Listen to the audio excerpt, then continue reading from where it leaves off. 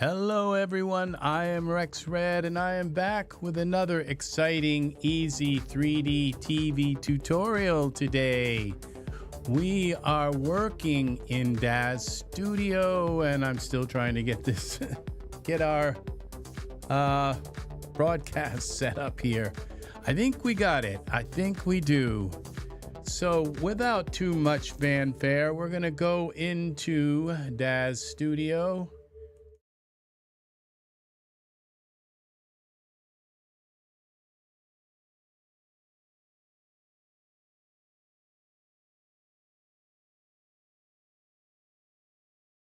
The all scene. This is the all-powerful scene.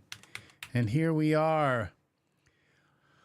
Okay, an update on Gescon II. Okay, remember the last video that I made, it's been a couple of days. I've had to work on my other channel and all. And the last video that I made was one with Gescon II. And that particular video has, it ended kind of in a stalemate where, well, actually in kind of a failure where Gescon II didn't seem to have the precision and the edges that it cut weren't really good.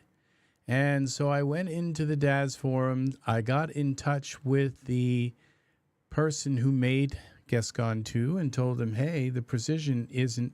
Welcome, Pat. Hello, hello. How are you today?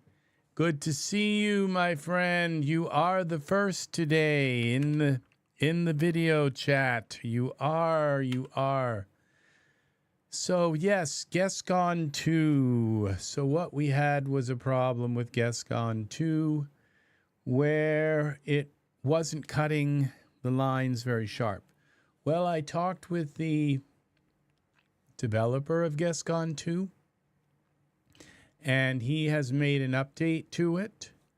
And so right now it goes up to 12. I don't know. I tend to think that there's an error here. And so apparently now when it goes up to 6, that's like just about the most it should be able to handle. So we are going to work today with the Monkey King, okay? I have not worked with this. I've just had a very kind of long day, so I'm not sure. I'm probably only gonna maybe broadcast for an hour today or something because I am just really tired. 3D Madness, welcome, welcome. Yes, I'm glad you're here too. We are going to put in the new Monkey King figure and see what's up with this. So yeah, I got the entire Monkey King bundle, the Pro bundle, and the and 2 of the texture packs for the clothing, or might have even been 3, I don't know. For the clothing, 2 or 3, I think it was 2. But yeah, I got the texture packs for like $30, $35. I had 8 tokens and they gave me 45% off, plus there was some kind of complimentary thing which gave me 50% off. And that brought it down to about $30. And I said, my gosh, you know, I just can't not buy this. So I figured, okay, since I purchased it, let's do some kind of, yeah, I got the Monkey King. So we're going to take a look at this guy. Let's put some shorts on him first. Favorites, quick close. And we got to put some shorts on the Monkey King. Now let's see what he looks like in Iray. Yeah, he's a little bit more lanky than I thought he'd be. So yeah, a lanky guy kind of. So yeah, And now we go here with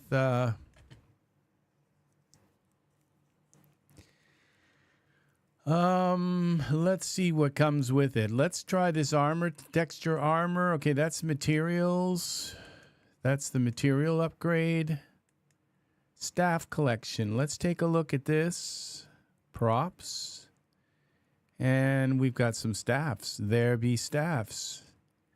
They don't show you the whole staff or the end of the staff. You got kind of get to see this stick. That's it. What happens when we put it in his hand? Well, he grabs it, I guess. So let's see what the end of this looks like. See how... Well, that's pretty cool. Very cool. Very, very, very cool. Now it's telling me that I have 0 viewers, but I know I at least have 2, so that part's not coming in right, but I guess that's the way it is. So,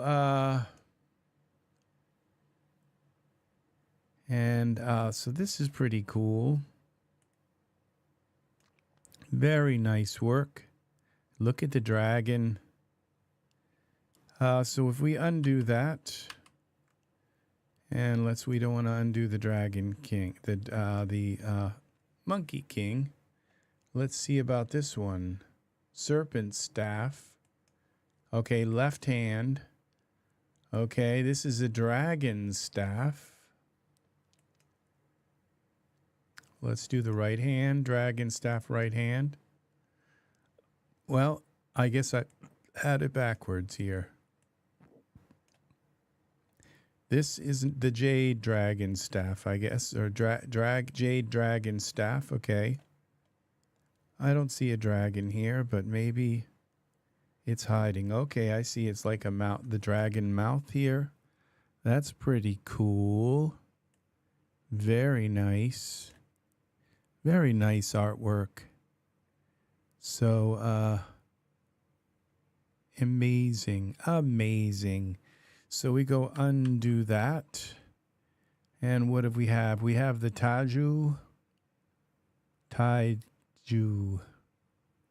staff. And we have a spirit staff. Okay, that one's kind of plain, but let's see.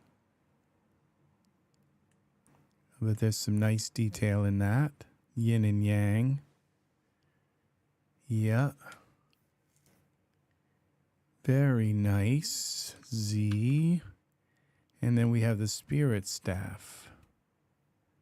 And that one's, he just puts it in. Let's put the spirit staff in one of his hands. And what is this?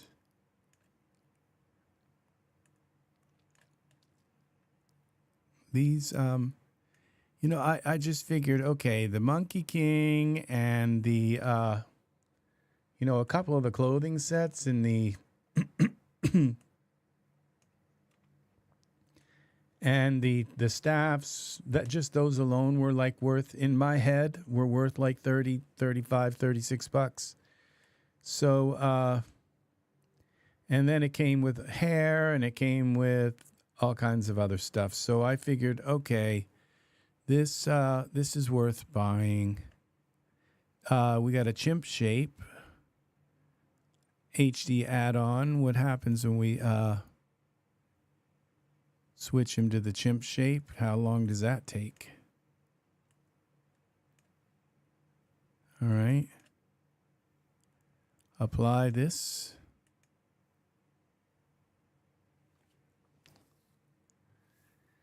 And Nia will see. You don't like full viewport previewing? I have to get at the tools and I'd be back and forth. So yeah. And, you know, or I'd be working, jumping my head back and forth between another monitor and you wouldn't get to see what I was doing. So, yeah, I rarely go full. What I do is I'll render something.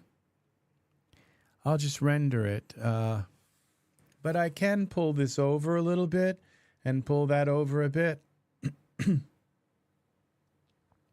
I am dying in this heat. I have a fan on. I don't think you can hear it, but fan is killing me right now. I mean, this heat is just 80. It's been 80 degrees like for the last 10 days. We have like more.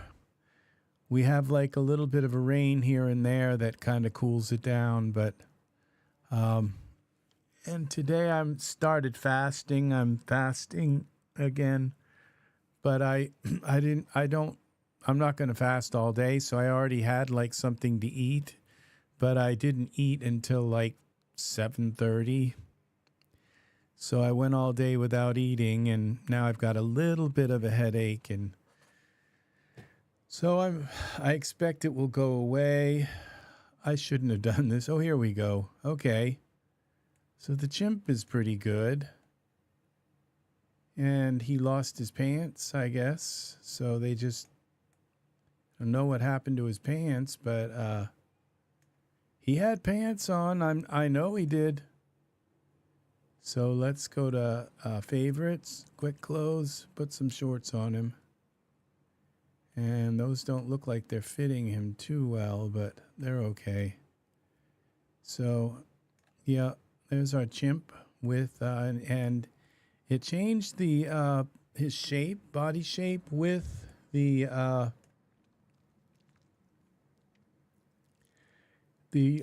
thing in his hand with the staff. Okay, and now we have the hair here. Is this figures? Okay. All right, that was the Wukong. So I don't know if this is a Monkey King or the Wukong or what it is. Okay, so let's try the hair collection. Hair. All right, Wukong.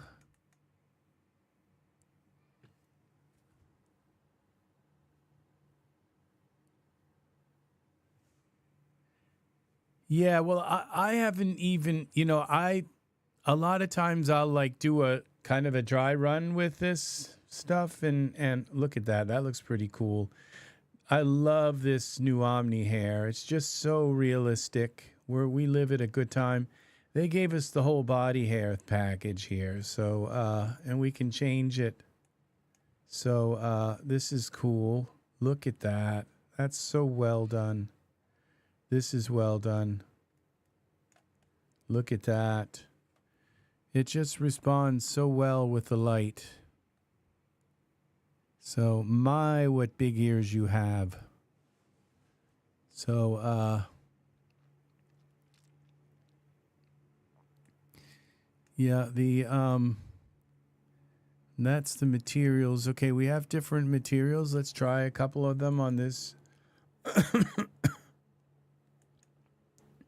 3-in-1 shorts. Okay, this is the MK hair. Let's say black dents. Oh, that's really nice. Look at that. It is an amazing figure. Yeah, it is. They did a very good job with this figure. I usually like to buy things that, especially that are made by the Daz artists themselves, because I just know that I'm going to get a really, really like well-made product, tailored completely down to the last T. So this is really nice. Very nice work here. So, and let's pull this over a little bit like this. And we'll pull this over a tiny bit and see if we can just get a little bit more. And that's as far as it will let us go. I mean, I can just go like this and like this. And we can take a look at this for a brief moment. So, yeah. Yeah. I'm not sure which monkey it kind of reminds me of, but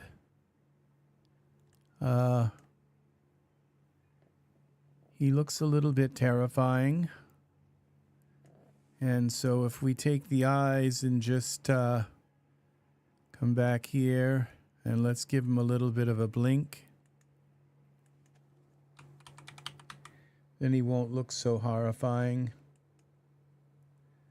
Okay, we've got to pick this guy here. Wukong. Blink. Blink.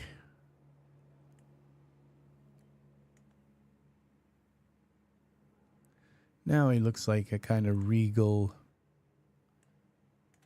He has a little bit more of a wisdom to him. So yeah, we've got him in this really gray world, which doesn't really look so hot. We go to our environment options. Get rid of blink. Let's go to smart content. Well, let's give him some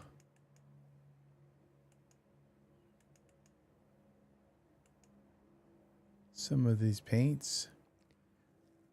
Okay, this is cool. I guess you can just mix and match whatever you want with this. And so we'll try some of this. We'll give him the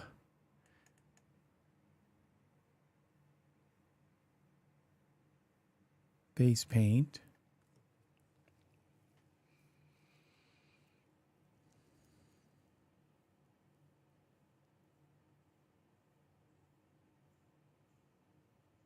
Amazing work. That looks like it was probably made in ZBrush.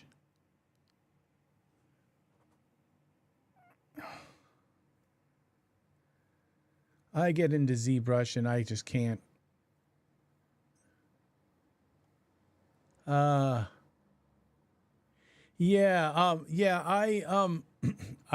If I'm full screen, I can't really get at my tools, you know, unless I put them in a different window, and then nobody knows what I'm doing. You know, all they're going to do is see the full screen image. They're not going to get to see like what I'm clicking on, and so it just I mean, I'd love to work full screen. I also, like, right now I have two speakers on side. I have a 32-inch monitor in between my speakers. And if you know anything about music, your speakers are supposed to be like, when I stretch my arms out like this, your speakers are supposed to be equidistant. So they're supposed to be the same amount of space between your speakers as there is to your ears. And your ears are supposed to be right between the tweeter and the woofer, so that, like, the height-wise, that they're right about where your tweeter and woofer are. And now this looks like it's kind of washed out in a way. Not what I expected to happen. I don't know. I tend to think it would go better on a human, so Z. Okay, that kind of looks okay. Z. So it put the base and the and okay, how do we get out of here?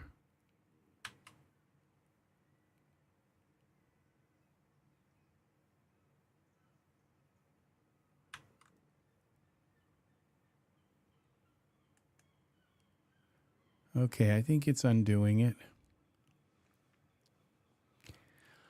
Yeah, so my speakers have to be equidistant. So I'm kind of limited. I mean, I'd love to have a larger monitor. Okay, this is just, okay, Z.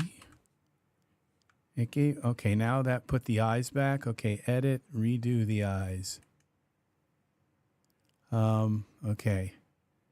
So that, yeah, so I mean, I would love to have a big, gigantic monitor, you know, in front of me.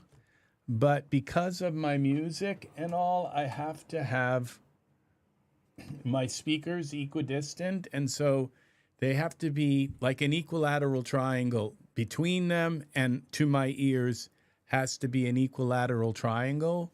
And so if I put them way far apart, then I have to sit like way back from them. and if I sit way back from them, then I have to turn them relatively up louder.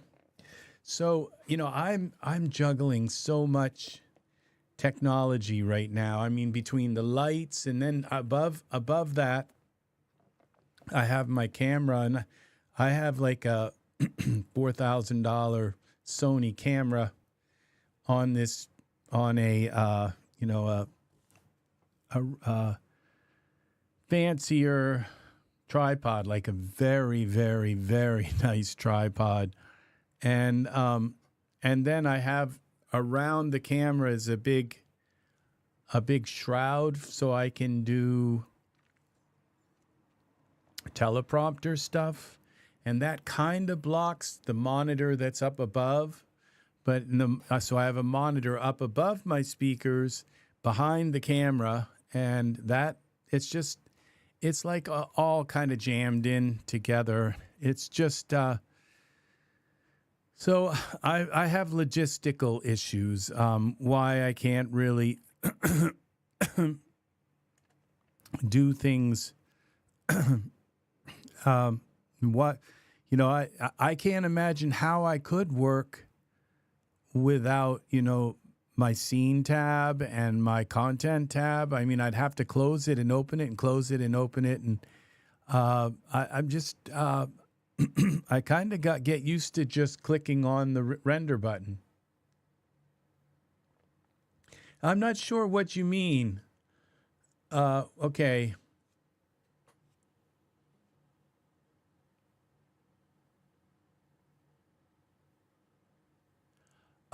Okay. I wasn't referring to. I was referring to not having 16:9 aspect screen on instead of full preview pane.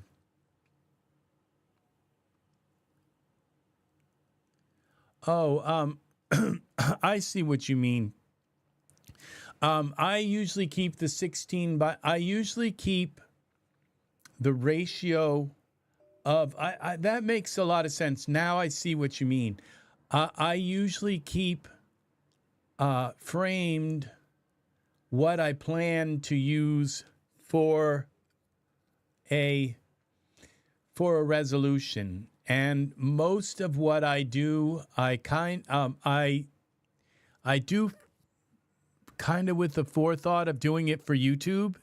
And YouTube, the ratio for like video previews is 16:9, and so I keep this at 16:9 because if I were to go with the full screen and build a scene, and then at some point I would then have to switch to the 16:9 ratio for my render, and half of what I might build into the scene would end up kind of gone.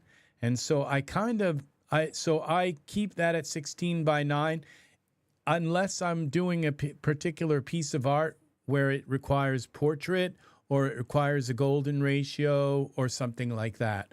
So, but usually I can understand what you're saying, but I don't really care to have stuff in the scene, see stuff in the scene that won't be in the final image, because it kind of lulls me into this idea that somehow those things will be in the scene, and I can't really build the scene knowing exactly what's going to be in there because the lines are just not there.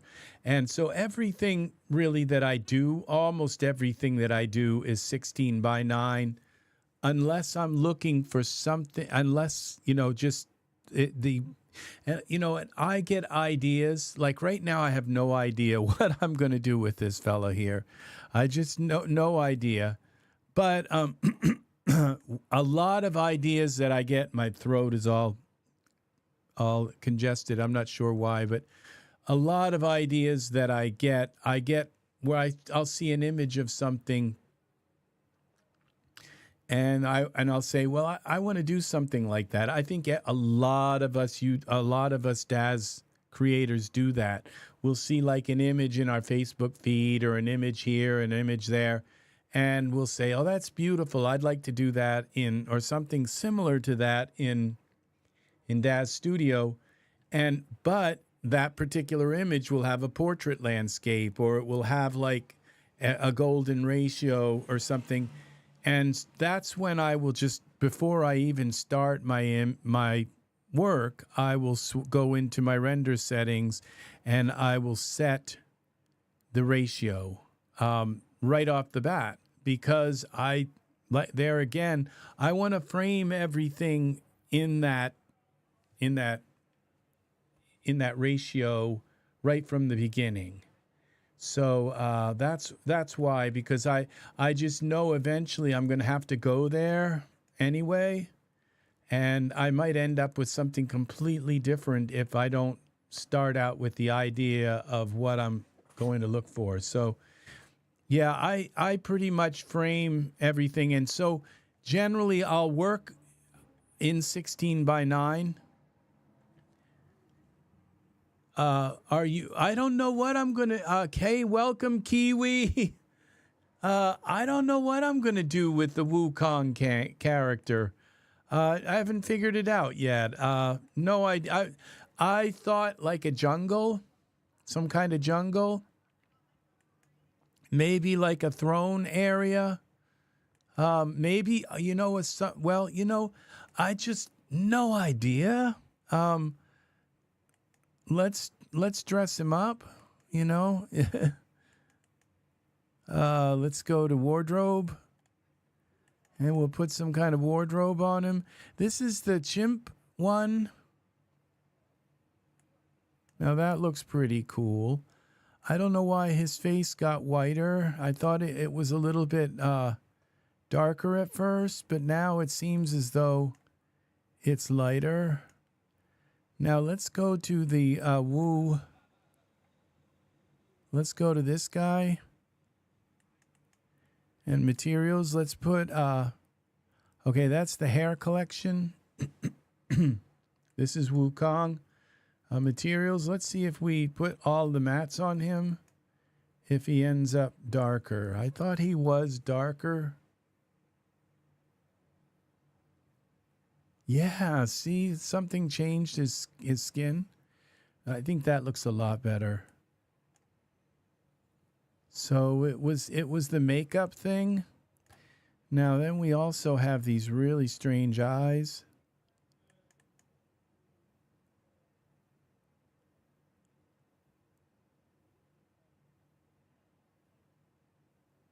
Okay, those are kind of cool. So let's see if we can find throne. The king has got to have a throne. The Viking throne. This one, the royal throne.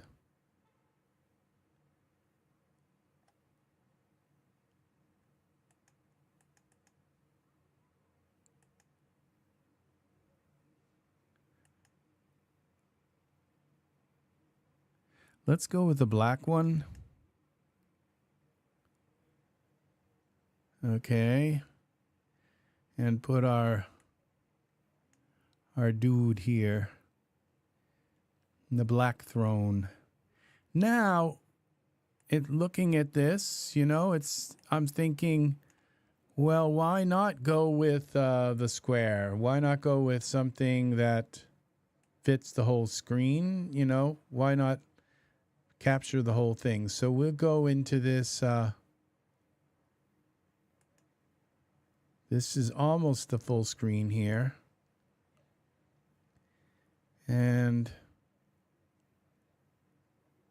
But this is, okay,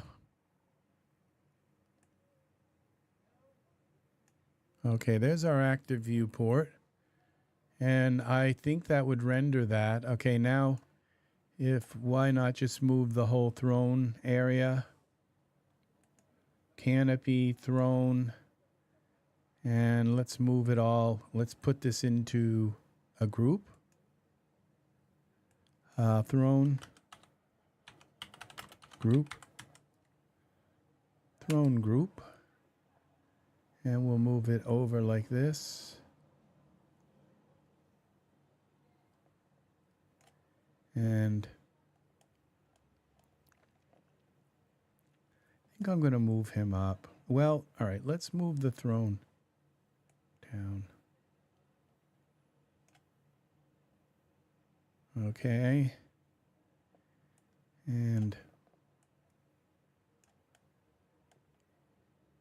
then so that when we put a pose on him, he's going to be, luckily the chair is for a short person.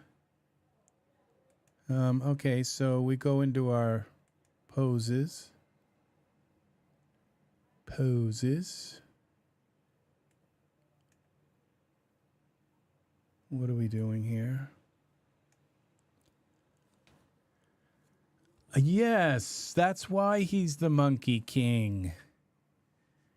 So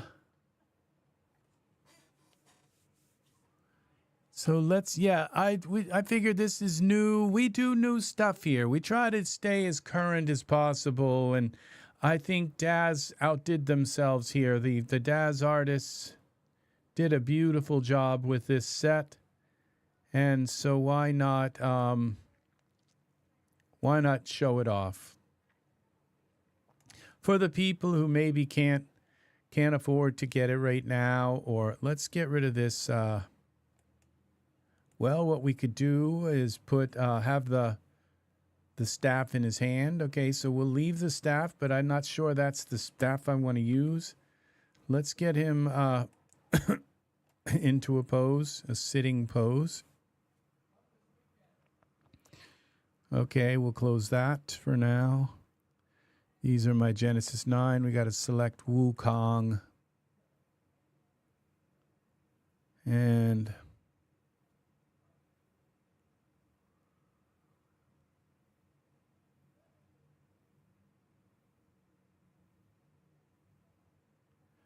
let's try this one.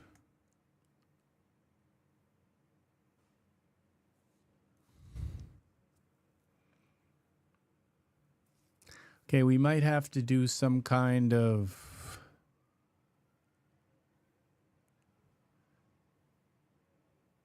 thing with this.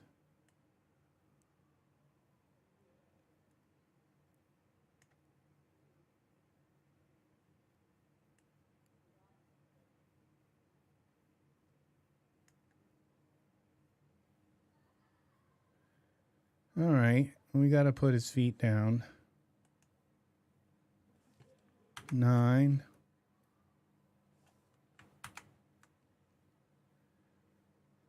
Okay. There's 1. Parameters, bend.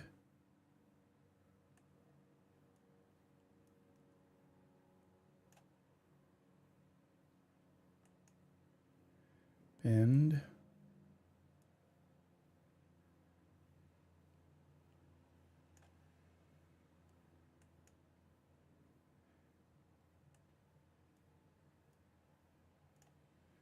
Okay, bend that out a little bit.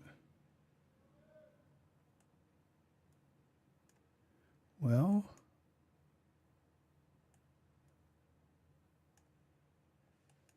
okay. And we're gonna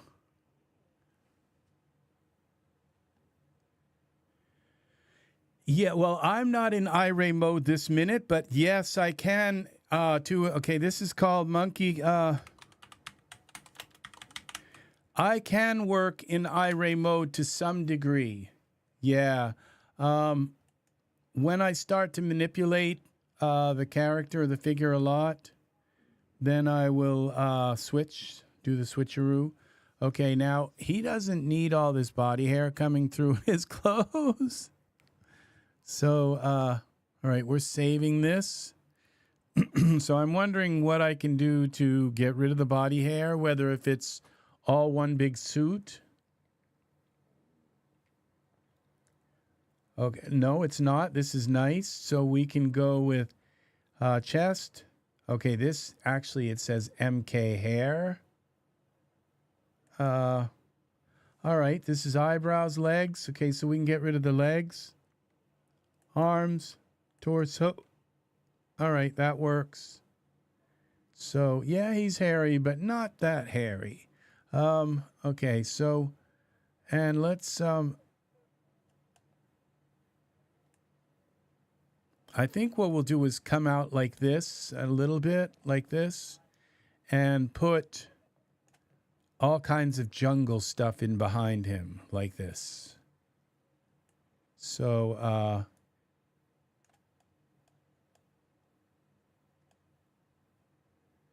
yeah, and so that will work. What's this at the top of that? Okay, that's the top of this. Okay, I think like that. Like this. I like to be up close to my characters, but, you know, sometimes you just can't. So we'll save this. Yes, I use the Control 0 and Control 9 a lot. I also have... I've set up a hotkey, 3D Madness. If you go into the, you know how to probably set up your hotkeys. Welcome, Art. Welcome, Art. Very nice to have you here. Yeah, we're working with the Monkey King today. And Art, yeah, I was going to say I set up another key. I use Control Alternate minus, and did you see what that just did? It collapsed all of these. Good to have you here. Very nice. Very nice. My headache is gone. I don't know what happened to it, but I think the food finally sunk in. I dieting, you know. I have to lose at least maybe 20 pounds. So try and get my shape back, and so I'm in better health. So yeah, this. So I use Control Alternate minus. Those I kind of made that up myself, but Control Alternate minus, I always remember it. And what it does is it collapses all of this, just instantly collapses it. There's a place to put a hotkey. You can put whatever hotkey you want. Oh, very nice. The monkey helped your head. Yeah, it might be. It could be just the distracting myself from. Okay, so we're gonna from just thinking about it. So we're gonna go to our camera. We'll lock our camera just for now. Just always lock your camera, because you know, just once you get it to a place where you kind of like it, lock it. So, all right. So now we're going to move up a little closer to the monkey, and we're going to make sure, see what's happening with his elbow. You know, I think it's kind of weird, but his clothes just sort of, well, maybe that's why they did it, because he's not actually sitting in the chair. So, yeah, we got to pull him back, or pull the throne group up a little bit. We'll pull him back because I've got my camera kind of set there. All right, I don't need to have him back that far, but okay. Then we're gonna take, and we're gonna put the staff in his hand, and then we'll move his hand where we want it to go. All right, and that would be the right hand. They got this to ride the remake of the Planet of the Apes. Oh, yeah, that makes sense. Yeah. I've always been a Planet of the Apes fan. I've always liked that series. It's kind of weird, you know. It's just there's so much innuendo and all to it that, you know, I try to keep my distance from stuff like that, but you know, okay, this is the right hand. Let's put this in his hand and see what happens. Okay, so now we got to twist his hand a little bit.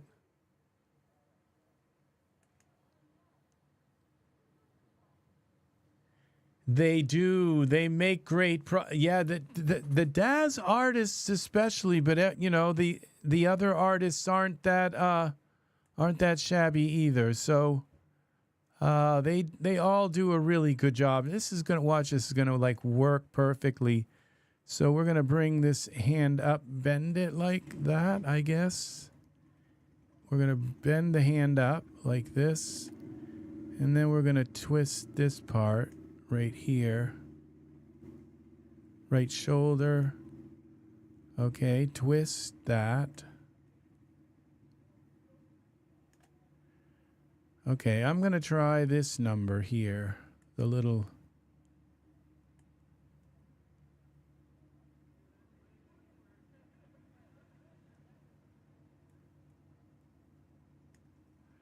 Okay, we're going to twist this.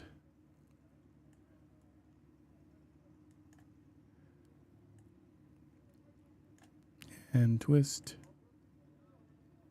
Right hand bent side to side. And why is there like nothing on this? I guess there is, but it's just the staff kind of looks...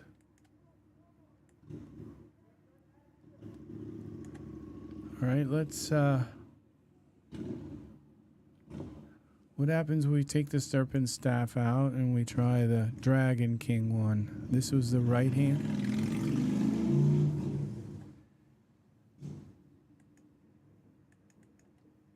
Yeah, it's one of my neighbors who just thinks it's like super cool to have the loudest motorcycle in the world. And you know, it's like part of my thing, like everybody has a right to make noise, you know, even if it's just for a moment. You know, where it's so friggin' loud, the windows rattle on the houses on the street when they ride through, and you wonder, is it really necessary to have a bike that loud? You know, it's like, is it? So, but I don't know. Bend and then twist. Okay, we twist it maybe this way. And what if we make this, we scale it and make it a little bit bigger? Okay, I think it just went through the floor. We don't want it to go through the floor. So we'll scale it just right.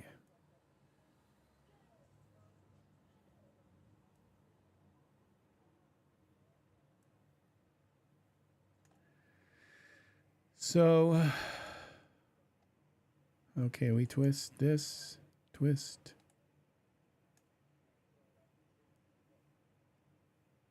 And I think he's kind of composed.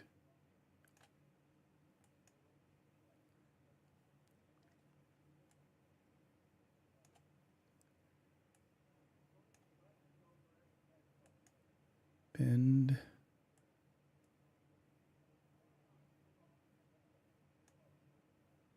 Okay.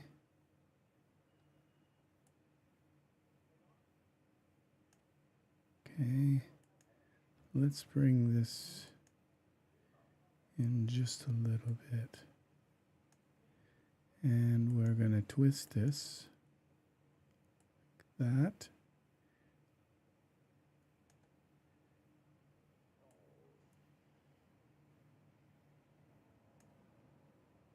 And twist this like this. And bring this twist. And twist this a little bit.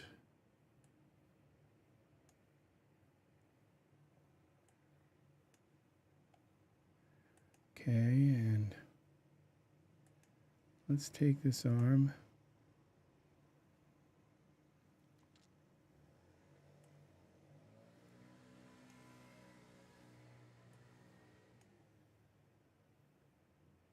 Bend that out a little bit. Bend this up. Bend. And we'll go here. Will we twist? Would it be twist that way a little bit? This one, we'll twist it a little bit this way. Okay. Now we'll get a little closer and just make sure everything's correct. I think it is. Well, not really. This shoulder could come back.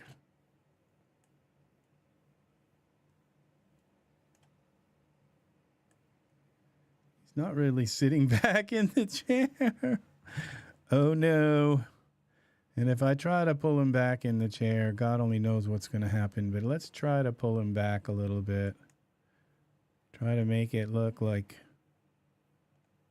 I could resize the chair to some degree. Where's our, okay, Z. Okay. See, now I knew I was going to lose this. Okay, so what we're going to do is save this. Let's go to our simulation and simulate. See what happens.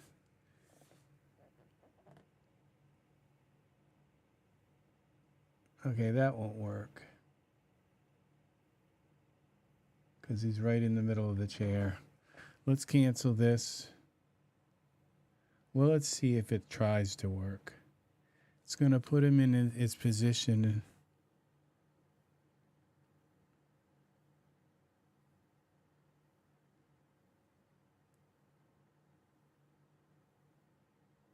Nope, that's not going to work. Cancel. All right.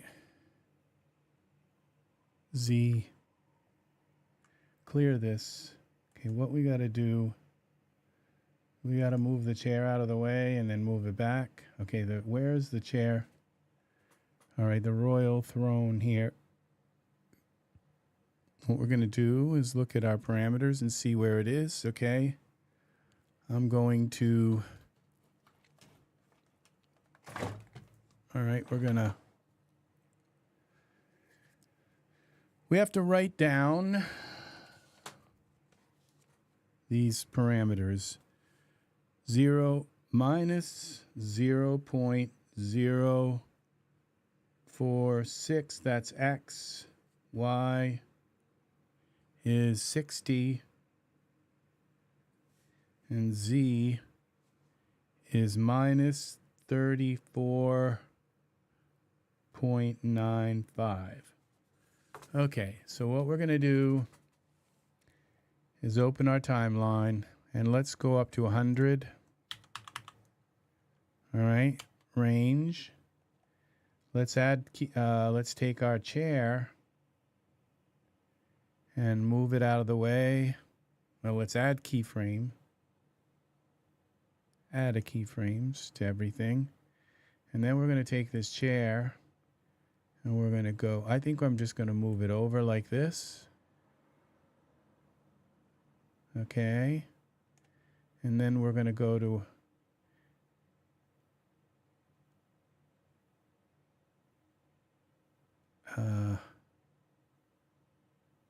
100. And can I go like Z? All right. Z, add keyframe. Now let's see what happens. Okay, that didn't work. Okay. X.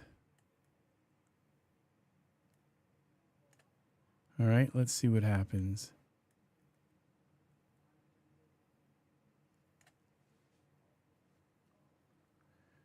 Okay, so now we have to simulate. And that would be here. Let's close this timeline down. Simulation. This may not work either. So, but let's see. I think it's going to end up going right through his leg. If it goes through his his arm or something, it might not be as bad as...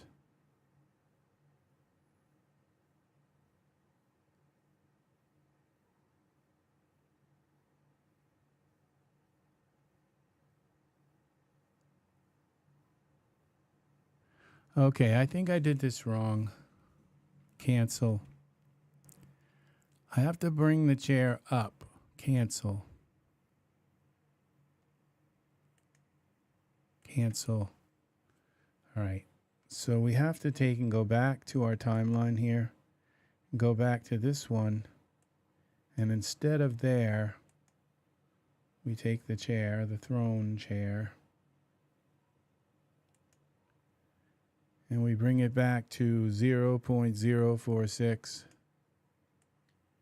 minus. Okay, we bring it back there, and what we do is we move the chair back, Z, like this. Okay, now we try it. Save this. And let's see what we have.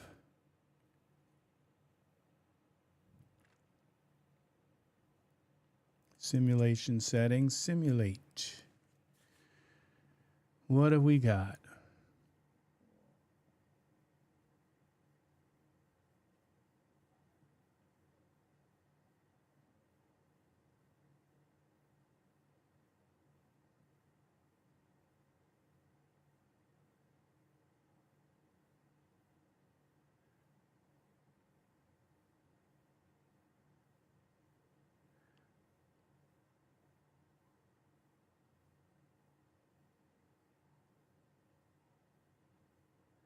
I don't know that I needed 100 frames here, but to move that chair up, probably 50 would have done. Okay. We'll see. I have a feeling this is going to work.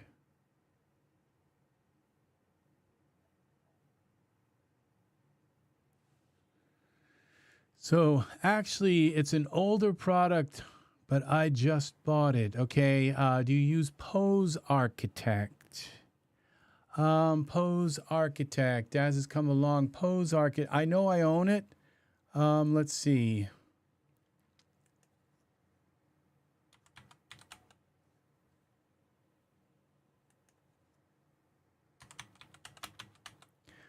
AR.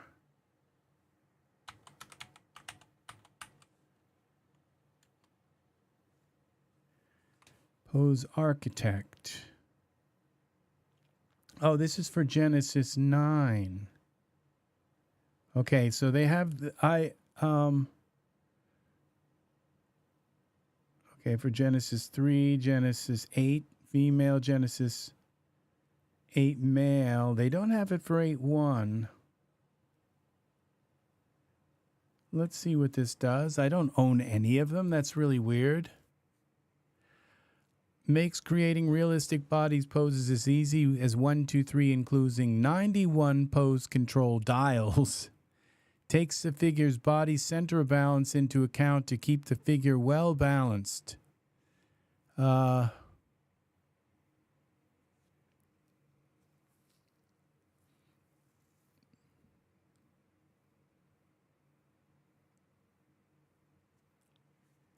This is pretty nice. Anything that gets your figure into the ballpark of what you're trying to do is always good.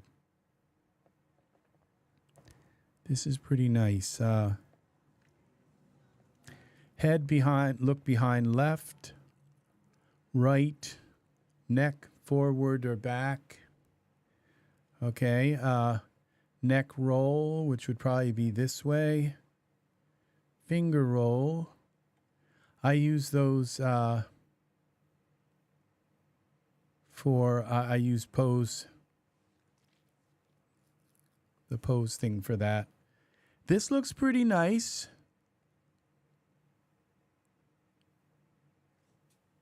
Yeah, I use poses in general because I have like 9,000 of them. So unless there's something, I usually can find a pose and then I put, but this is nice. There's a whole slew of them. The one for Genesis 9 is real nice. I'll put that in my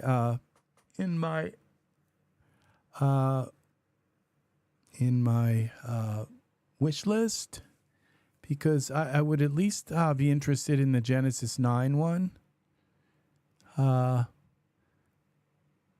Included to copy the resulting joint pose parameter for each joint affected by the pose dial value, enabling you to save out a normal body pose. Simply follows as many of the pose dials as you need to create your pose. Multiple pose dials can be added together with existing joint posing to create your perfect pose. Once your pose is created, use the included preset to automatically convert the dial values into a standard joint posing. Okay, you can now save out your pose without the pose dial.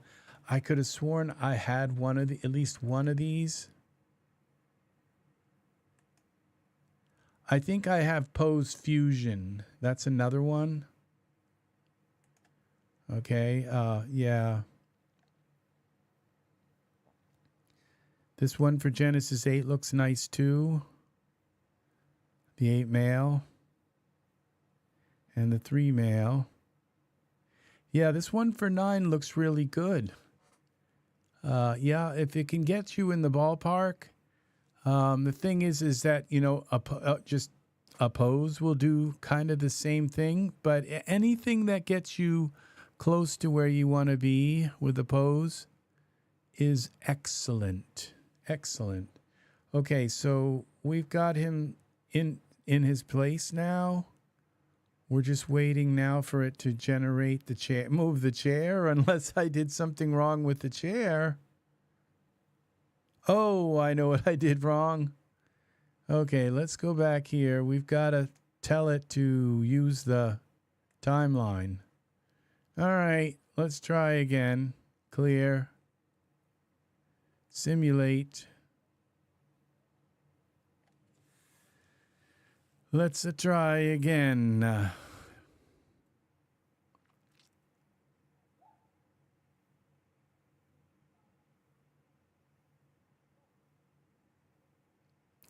Okay, it's going to put him into his pose first, and then as his garments settle, that's when it's going to pull the chair up behind him.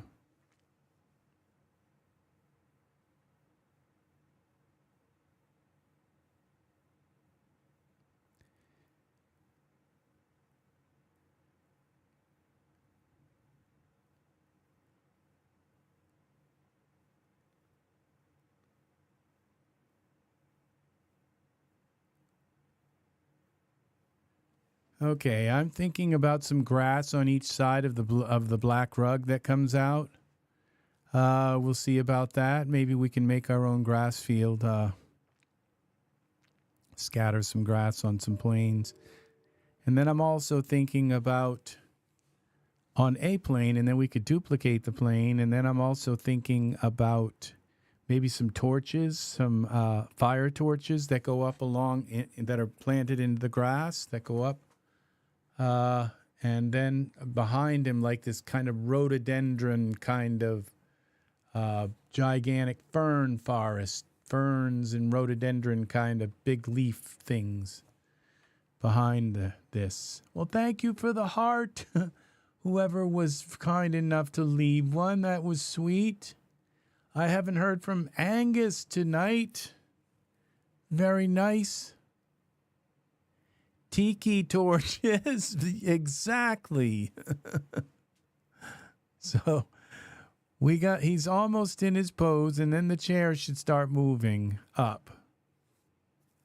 Okay, I think he's almost in his pose.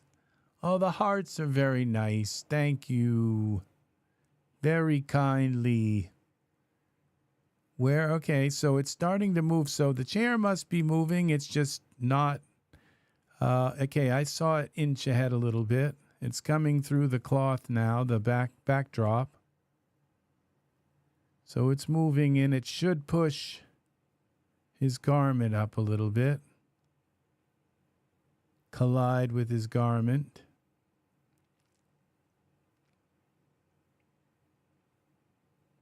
Hopefully this works. It doesn't bunch the rug up. Don't think it will. All we did was move it straight back and animate it up. You know, I didn't need to move it that far back too. So just far enough so he could have kind of slid over and done his, gotten into his pose. Let's hope it doesn't mess up his arm, because it does have to clear his arm on both sides. Okay, 60, 70. We only got 40 frames left. They're going pretty fast.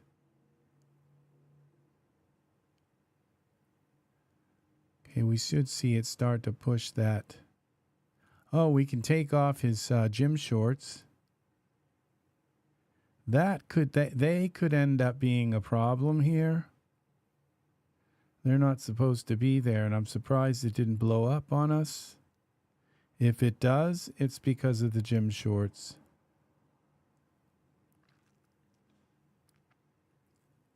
His arms seem to be doing okay.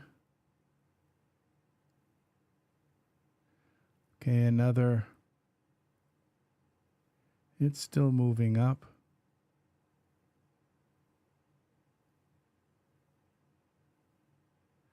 Okay, I think the smoothing will, it looks like it's going through, but the smoothing might fix it. If it doesn't, okay, we got to get rid of the gym shorts. Shorts, okay. And now let's come down here. Let's get rid of our timeline, see what's up here, okay, because this is coming through. All right, this doesn't look right at all. Okay, it looks like there's kind of like a ledge in front of here. It's weird. Okay, so let's just take his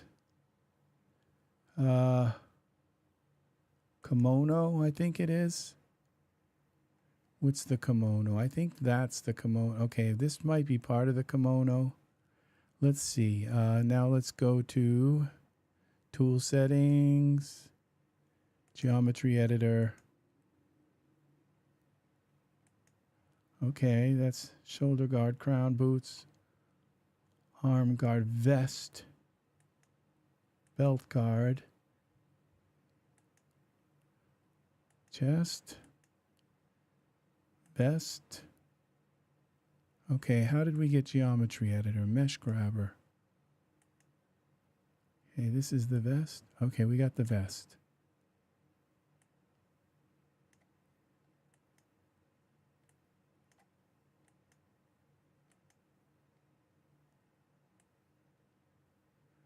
There's one.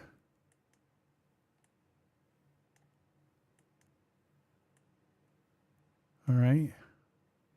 And that can come through the bottom.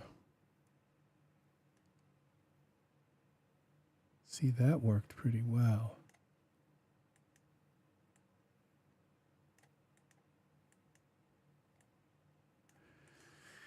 Yeah, I use Mesh Grabber every scene, every single scene. It never fails.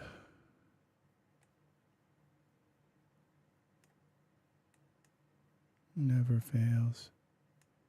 Mesh Grabber is a permanent part of my toolbox. Okay, those are good. This looks like it's worked.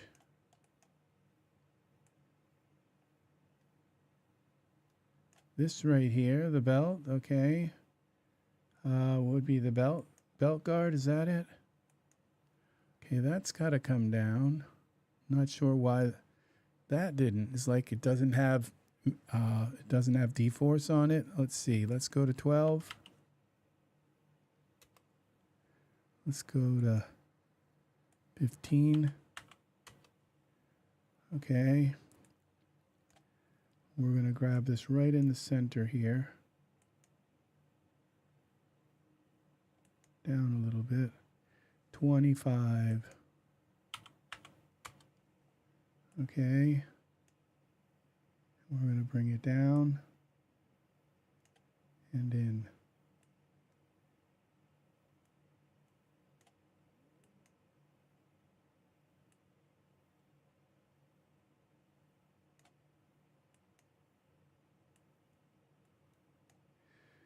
Okay. There it is. And then we bring this part. What's this? What was this again? The belt? Belt guard. We're going to go to 15.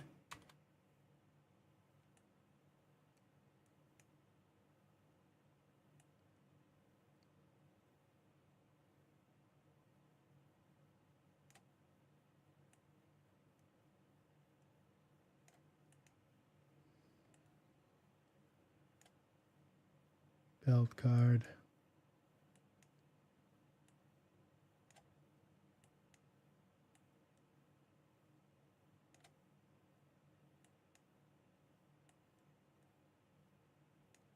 Okay.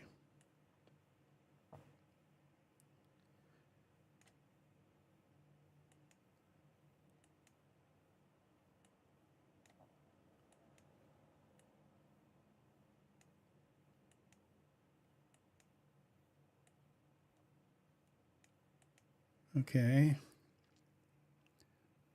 Now this stuff here, the belt part of the belt guard, pull some of that in.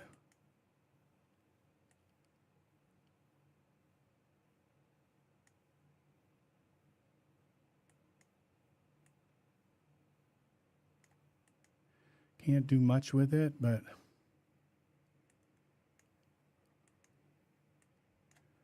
all right, we go back to our camera. That works. And to some degree. All right, now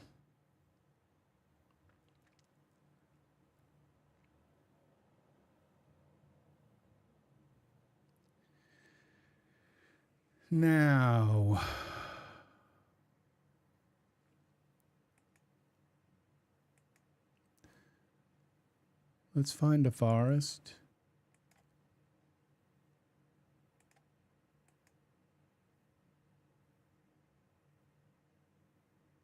Files. Maybe we can find one that's already ready. Prop background.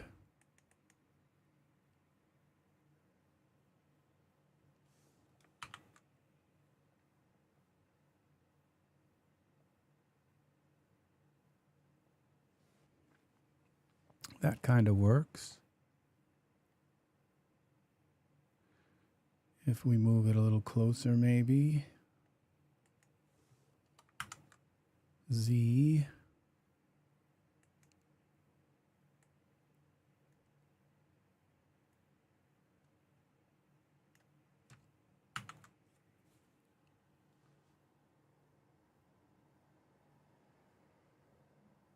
Well, the mowed grass just doesn't quite do it for me.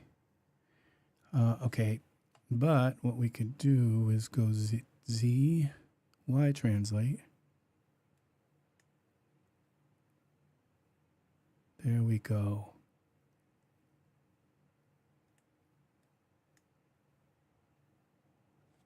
And then we can put some kind of dirt, I think dirt under here, so then we don't have to mess with the blades of grass. We could put a few sprigs of grass in around growing up. Okay, so let's say dirt.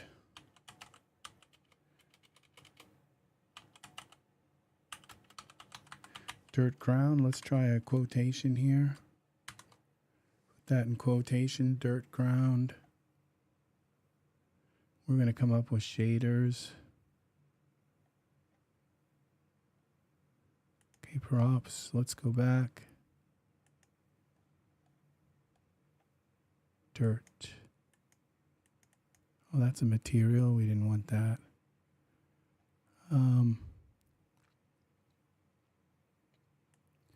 Ground. Just go with ground.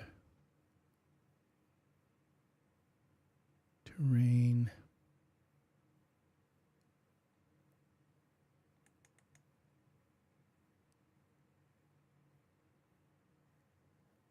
Okay. Where did that put that? Unparent. Parameter Z.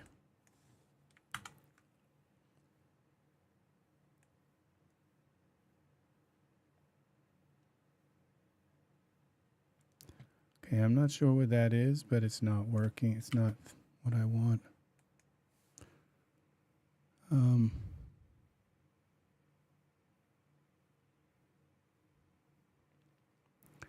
I wonder if we replace this with this.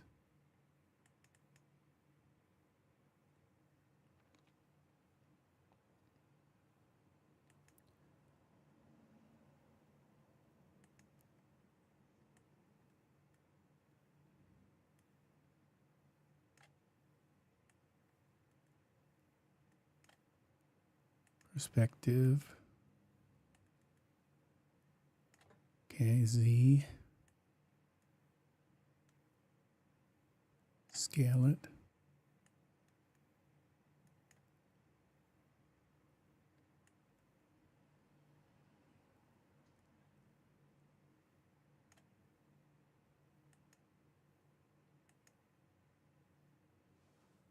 Well, that kind of, I don't know, him sitting down there, dented down in there like that looks good.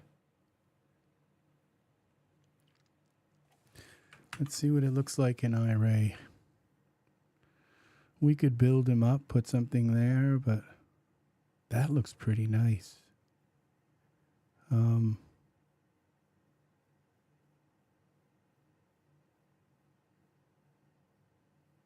What we could do is move this back.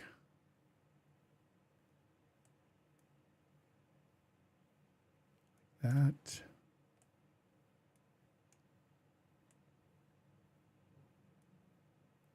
Hide the platform. There, let's see what this looks like.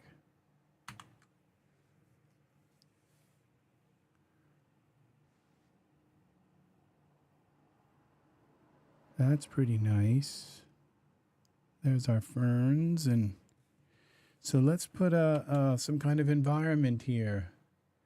We got to have the Tiki torches. We have to have the Tiki torches. So let's find some torches.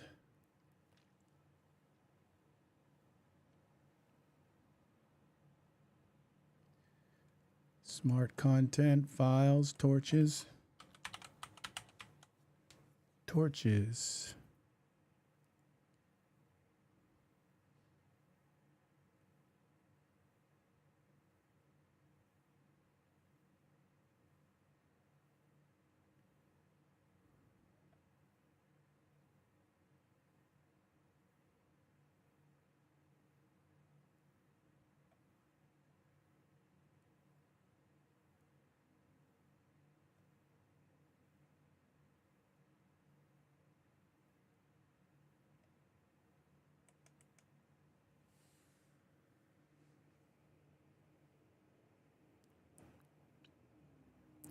Okay, I think we spin this around so that he looks like he's in the center of that big rock.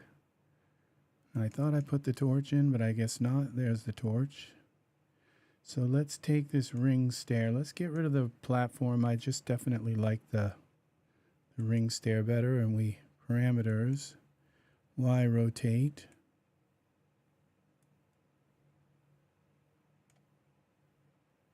Okay, we take this. All right, I think, okay, we're in mesh grabber. Awesome, awesome. We're getting somewhere with this, with the Monkey King. We are. Thank you very much, Art. Thank you. Okay, we got to use different torches so they don't have the same flame. Okay, this torch, this torch. This is a good product. It really is. I could definitely recommend it. Now, there's something about these plants. I'm not sure what we can do. I can put my own ferns here, but let's see this ring stair. If we go here to surfaces, ring stair, we got the ferns. We can get rid of them for now and put our own ferns in. Okay. And this has got to go back. Now I can see that's not quite far enough back. And then we go here with back to our content. We'll grab a different torch with a different flame. Awesome. Thank you very much, 3D Madness and Art. You guys are awesome. Oh, that one's can stay there. Yeah, we're getting somewhere with this. Okay, we're going to put an HDRI in this.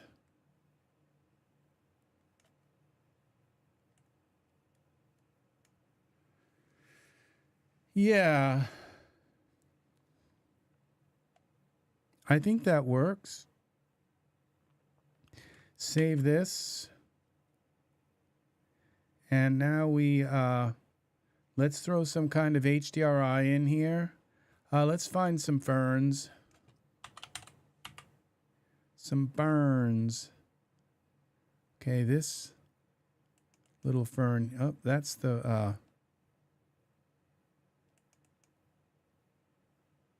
okay, let's take this little fern here.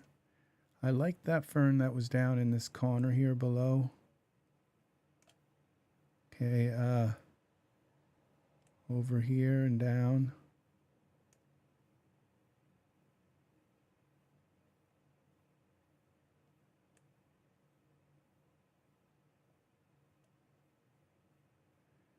Maybe we could just line some ferns along the front here. And then another fern prop over here. Okay. Z. X.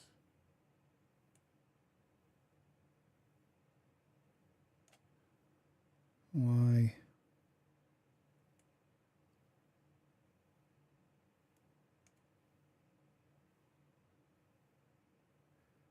Okay. And we go here.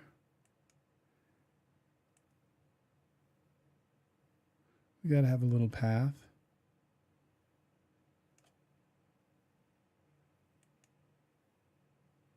X.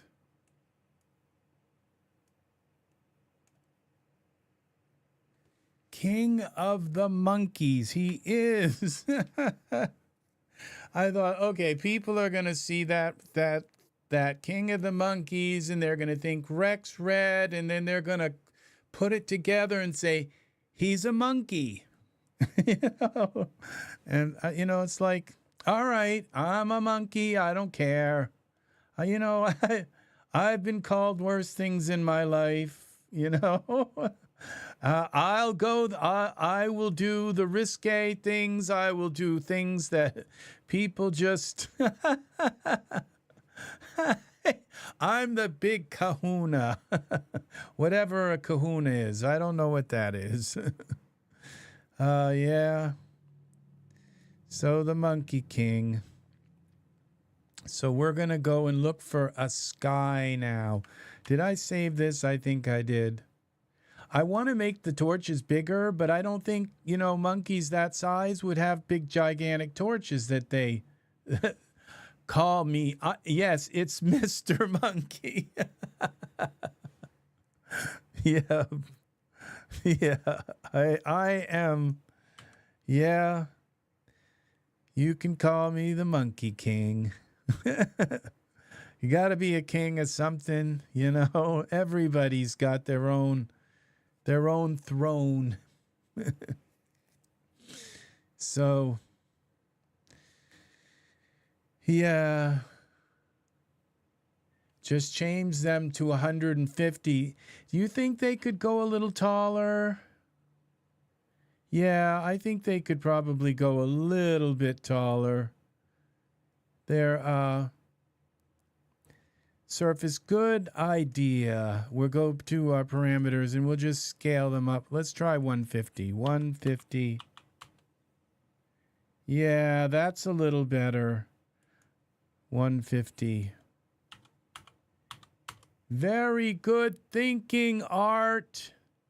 Now, I'm not sure what that just did to this. I think it's okay. Yeah, that's okay. It is. It's putting off more light. Let's put some kind of HDRI in here and hope that our trees don't look terrible like that. This doesn't really, well, it does kind of look a little jungle-ish, you know. Jungles are very, it does look a little bit, it kind of looks like a New Jersey jungle rather than an Amazon jungle, but I don't know, maybe. Let's see. Let's look for now, let's go to, all right, we're going to go to render settings. Why isn't it giving me render settings? Okay, let's go out of here for a moment. Save it again. Oh, we got to go into default. Thank you for the heart.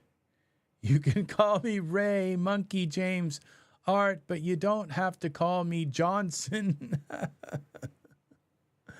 Yeah, I've known a few Johnsons in my life. Went to school with one.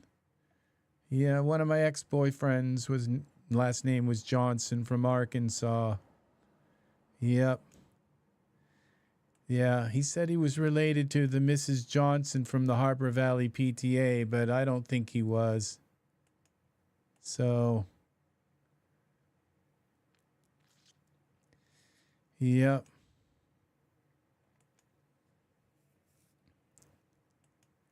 Yeah, he told me one time, he says his mother, you know, that, you know, her cousin, who was supposedly Mrs. Johnson from the Harper Valley PTA, she minced words. She'd go into the PTA and tell them all off and use all this kind of word wizardry to do it.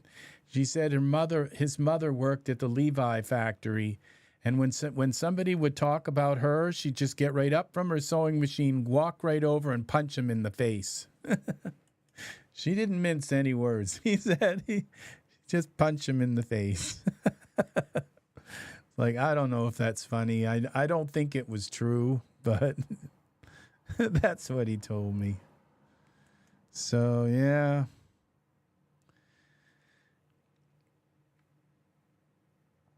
Yep. Here, the Harper Valley PTA. So, okay, we go here to, we are looking for we're going to go to environment options, and we are looking for render settings. She might have been. Yeah, Barbara Eden, I think, was. Yeah, I think she was in that movie. I absolutely love Jeannie C. Riley. I've loved her for many, many, many years.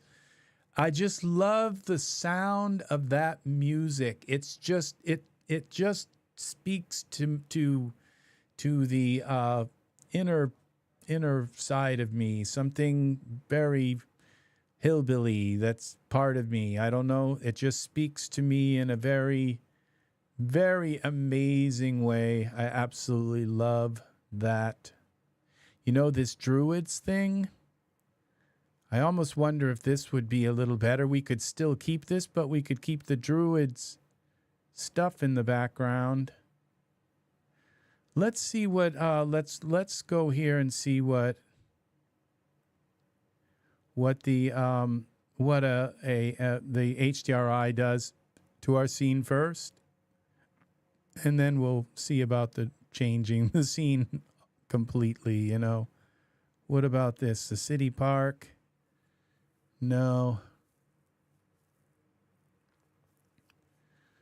Yeah, I like I love folk music. I love 60s folk music. I like all the protest music and Peter, Paul and Mary and yeah, I mean that's me. That's my kind of thing, and some of my favorite music. Here we go.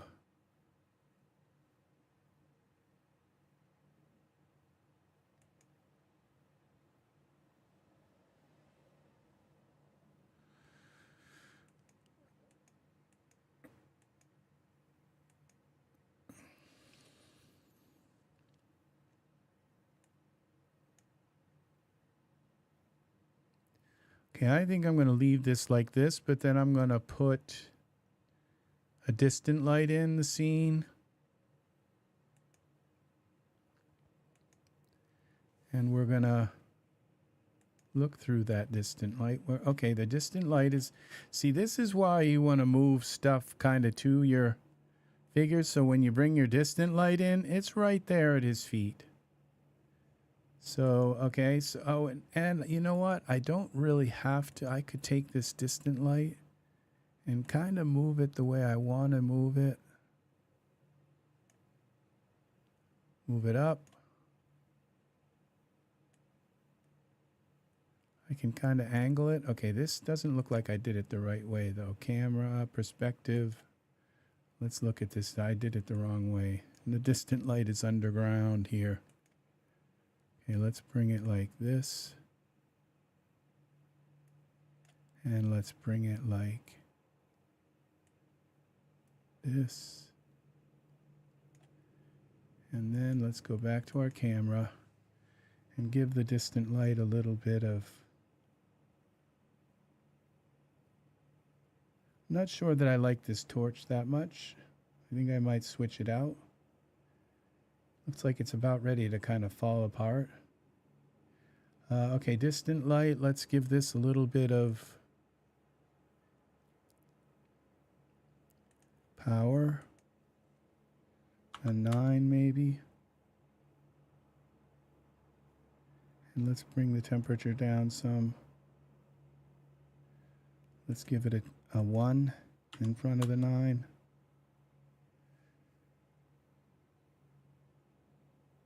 Okay. Now this has got to go. We're going to get... I don't know what I did to that, but I think I did something. I think I corrupted it. So let's go to torch again. Back to torch. See, this doesn't look real. The I think this is like before they fixed the translucency, and so I think this background here is kind of messed up. So we're gonna... Let's find a torch. Let's replace the torch and see what happens here first with the all products torch props. Let's go with... No, let's go with... That just says flame. These are the torches.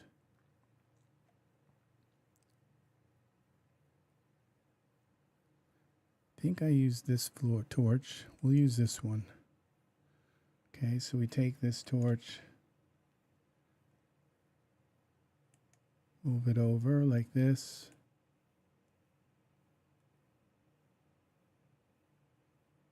Move it back.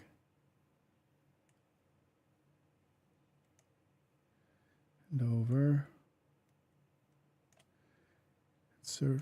Parameters 150. Okay, that looks better. Save that. They don't look like the same flame either. So, okay, we're going to go with that Druid. The Druid thing. Let's put something kind of real there instead of something that's kind of like a fake backdrop. Let's see, now we're going to go the Druid. Okay, we have two mystical scenes. Well, let's go with this one, the Druids, environment. Let's throw it in, merge it in, see what we have. I'm going to have to take these, maybe the standing stones or maybe not. We'll see where they kind of come up in the middle of our scene. This center thing's probably going to come right up in the center. Okay, so we're going to take and go to the perspective view. Let's take the look at this Druid full. Okay, we have the same kind of idea here with the mountains, but let's get rid of all this background stuff. I think we'll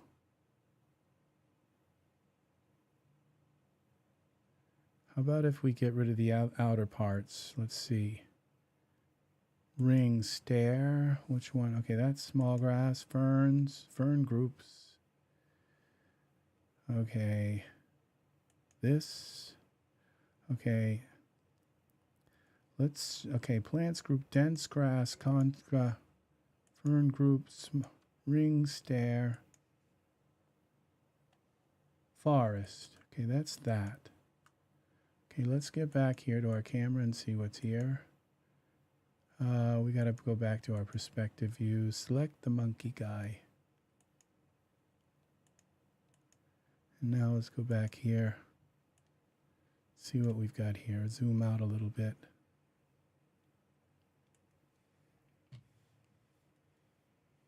Okay.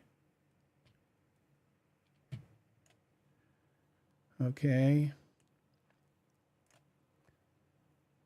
Now if we take this whole Druid full and bring it down. Try again.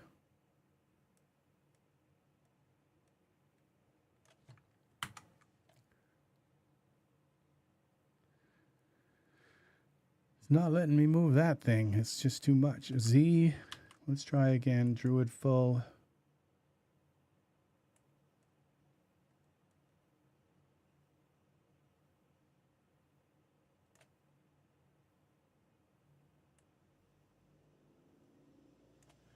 Let's try our camera. Okay, he's got rocks coming through his thing. This could work.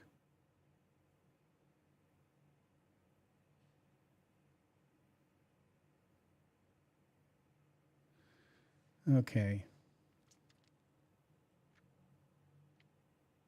It could work, but let's see. Parameters, okay, perspective. This has got to come down some more anyway. I'm not liking the trees. They don't look like kind of.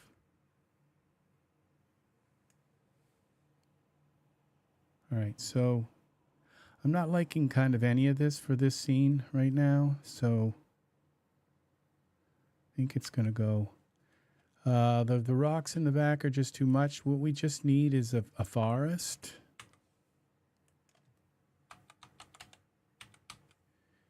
And I might use some kind, let's go back to our camera view. Some kind of ultra scenery forest. Okay, look at this. Tropical plants, rainforest, trees and vines. Props.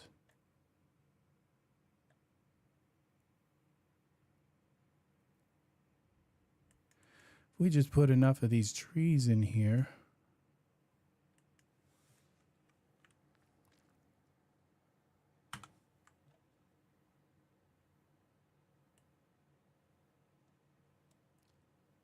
Okay, I can't maneuver that. Never learned how. X translate. Scale that up. Okay, bring it down. Scale it up some more. Okay, let's go back here. That's that one. Let's use this one. Okay, parameter Z, X, scale it.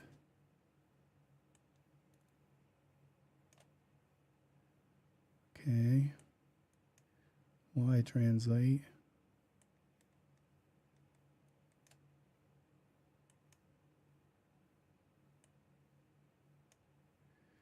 Okay. And then we come in here again and we take this tree.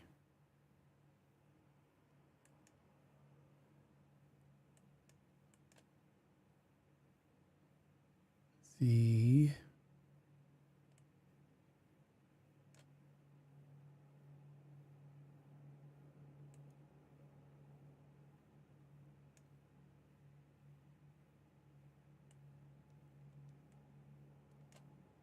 X. Z. Late to the party. Well, better late than never, friend. Welcome, Serenity's Gate. Welcome.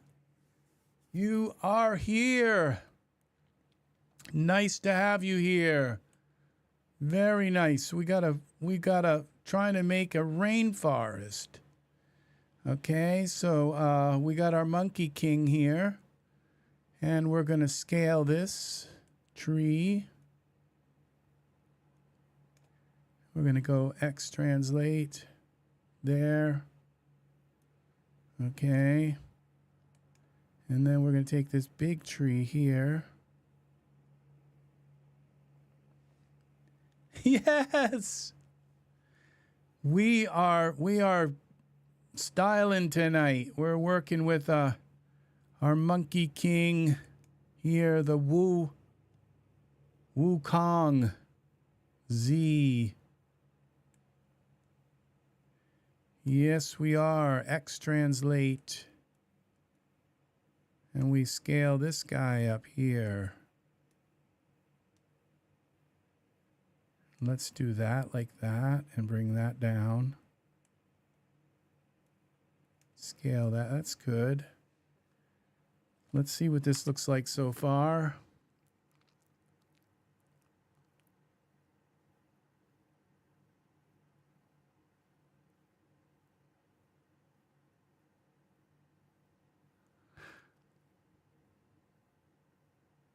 Okay, we got to put some stuff in behind.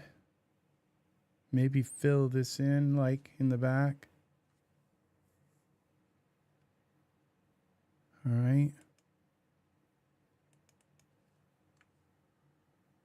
We go back to this. Parameters Z. Yeah, we are yeah, I think Pat was the first one in tonight, and I haven't seen, Angus hasn't even said hello tonight, so I haven't talked with him today, so I have to give him a call at some point and see how he is doing. Yeah, X translate.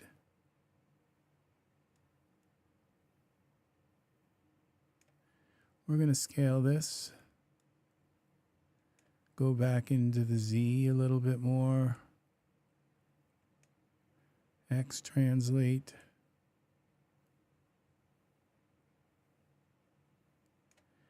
And let's take this one.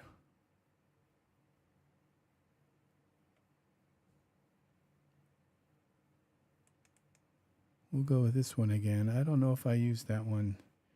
2A. Yeah, I did. No, I didn't. Okay, well, tree 2B. 2B or not 2B?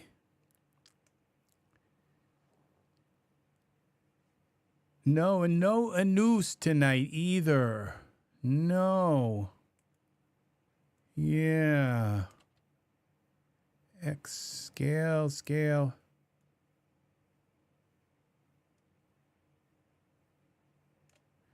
Let's go Z. Oops, we don't want to rotate Z. Z translate. Z. Okay, Z translate. That's what we want. Okay, we're going to bring this back here and scale that up again. And bring it down. Y translate.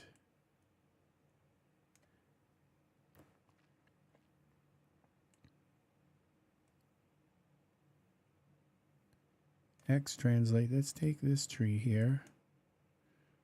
Bring it over a little more like that. This one, bring it over more like this. Kind of want to, oh, that looks like the same tree. We got to rotate this one. Y. Okay, X trans Z. Okay, this would be, all right, there we go.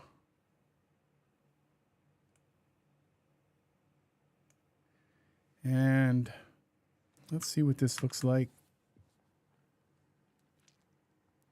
I have to put something in the back to kind of cover it all, so it looks dense, kind of. Okay, that tree's up in the air.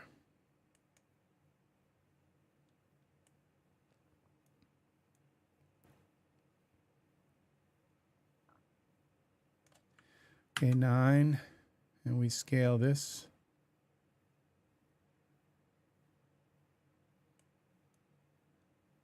Okay. They're like that. Let's find something to put some kind of tree, some tree. Jurassic forest props.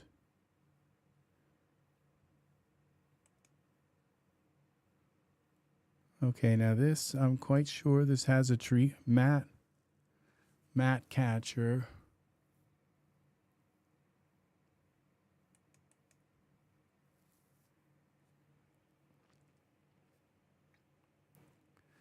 Okay, let's undo that. I'm not sure. I just want to find something that will go in the background here. My corner of the forest props.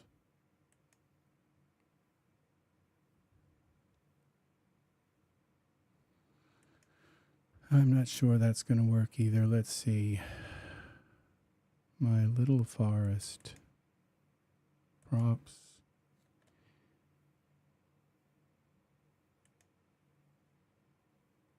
Okay, now this looks like the same branch right there as that. So we got to take this and turn it.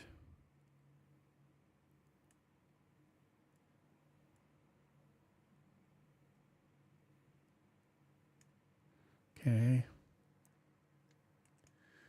We need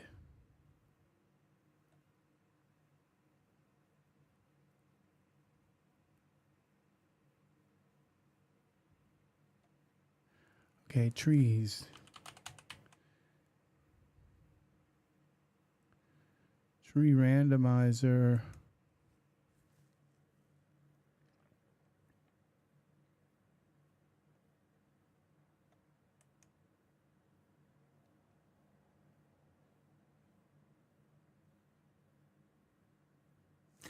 The further I go back with these trees, I'm not sure.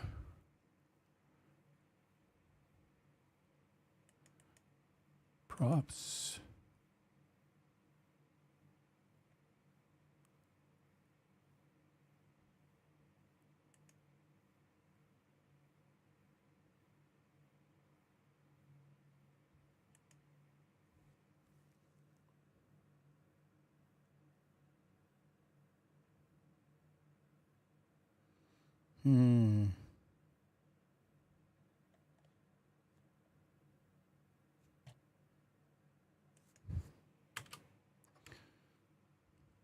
Tree.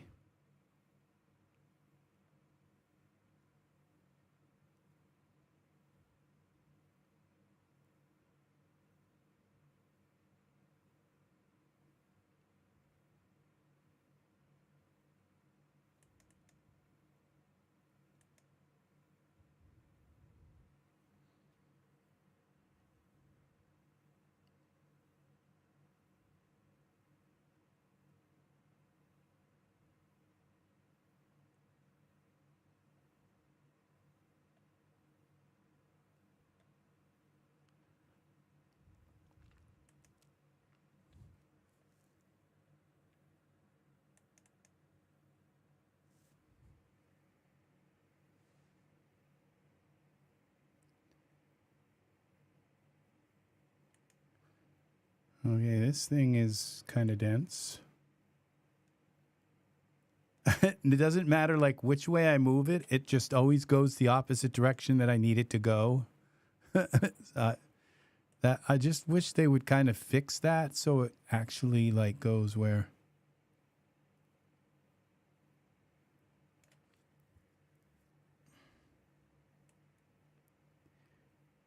It's not intuitive at all. Let's put it that way. All right. Okay, we're going to go here with the fully loaded. We'll go with a different one. Okay. See if we can kind of blot out the background with something really dense.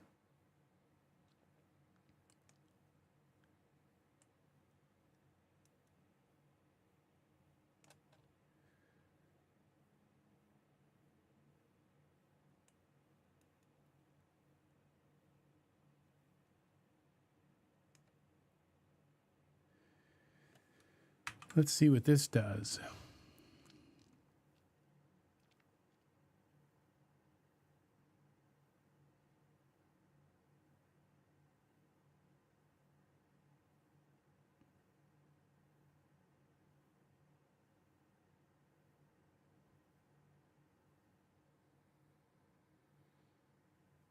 There we go.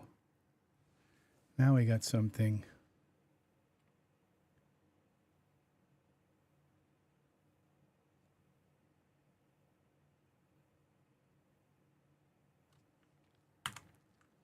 Let's see if we pull this up a little bit more.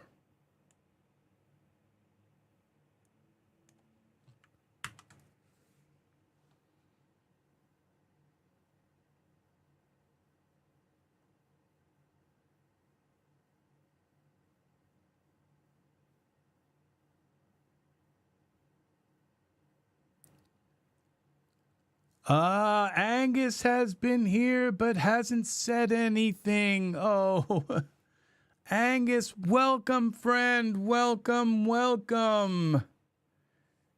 It's night isn't complete without having our friend Angus here.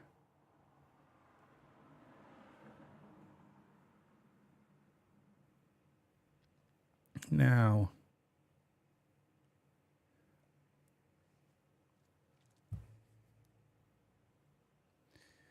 so let's what I'm going to do is mess with this distant light now. Start the party. Let's get the party going. Yeah. Yeah. Okay, we turn that off, and then we're going to mess with our environment options a little bit. Let's see if we can create something completely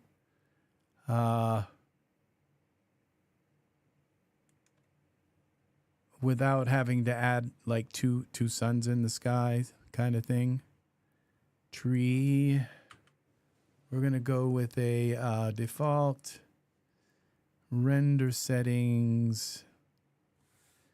Let's check out some other skies and stuff.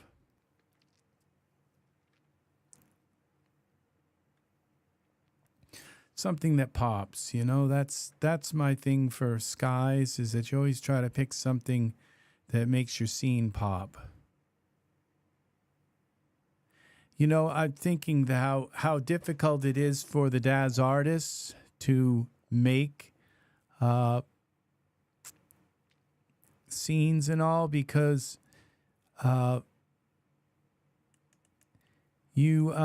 because DAZ wants the products, you know, like well lit and all. And you know, I'm notorious for taking scenes and subduing them, because sometimes the darker the scene, the less, you know, the unrealness of your scene is gonna show up and all.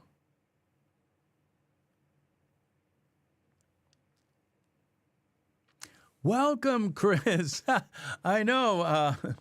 People say we monkey around. That is what we do. We monkey around. Got to pull this over a little more. We can have a little bit of light shining through a tiny bit. So what did I just do? I changed the name of that. Okay, we'll just call it TR03.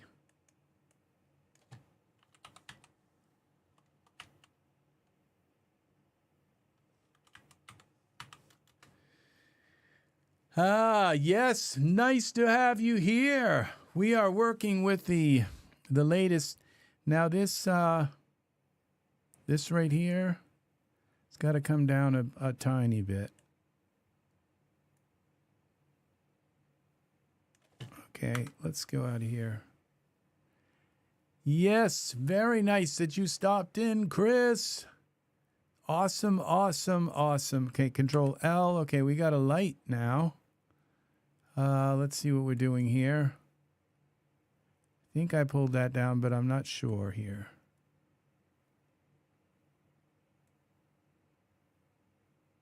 Let's try that. See what that looks like. Yeah, so we're just putting stuff together from all of the different products that we can kind of muster up.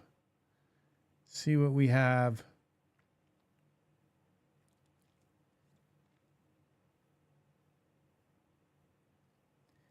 Yeah, I guess that looks okay now. All right, now we are light. We can take this environment option parameters and we can rotate this light and see what if we can get a different kind of thing. Okay, I think that the monkey looks a little more menacing there. I kind of like this. It lights up our forest. You can tell it's like a real forest and not like... Okay, so that lights up the monkey pretty well. Let's save this. Now his feet are going through. What I'm going to do is come down here and move some of this with Mesh Grabber. Okay, we'll go to the perspective view. And we're going to select this and then come in a little closer with this thing. And okay, I can't seem to get. All right, we got that selected. Now we go to yeah, I'm not sure how much longer I'm going to be here tonight. I had to check in and make a video for you guys and gals. We had to do something tonight. Come in, tool settings, Mesh Grabber. Okay, we're going to take this and go to 25. No, 40. 40. Okay, that ought to work. Okay, this.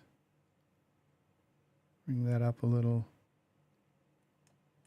What's that look like? Let's get a little closer. See what we're doing here.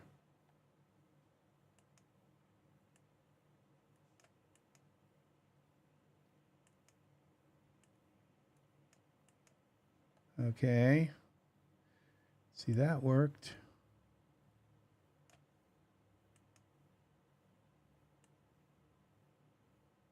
It's sometimes better to have it sink into the rock than be too high above it. Okay.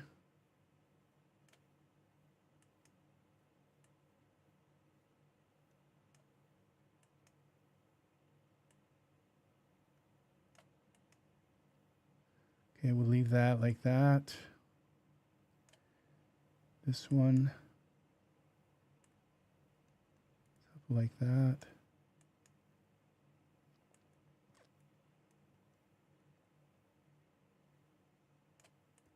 I can't see this.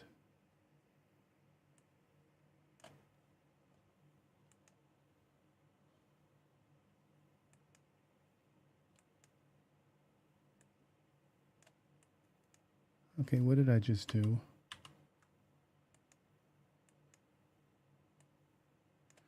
Okay, we're going to go 40, 50.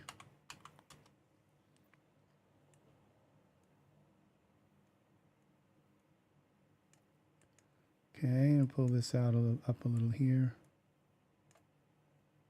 A little bit here. Okay.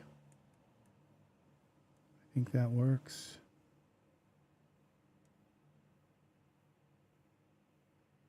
Okay, his chair. Now his feet. There's a problem with his feet. Okay, so we get out of mesh grabber. We're going to just lift this leg up a bit. Parameters. Okay, there we go. Bend.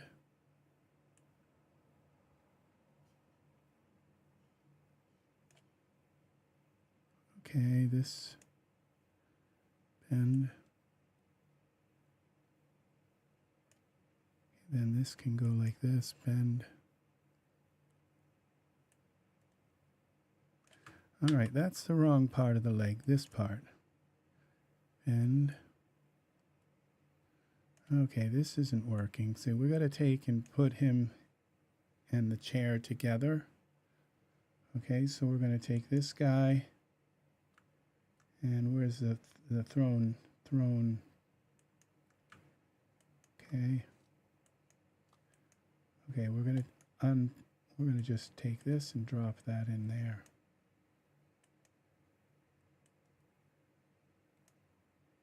All right. Did that work? Okay, now we can take this whole thing and move it up. I think. Let's try again.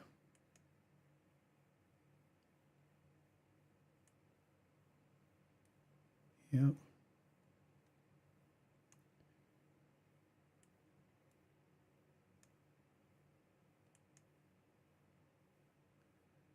Pin that down.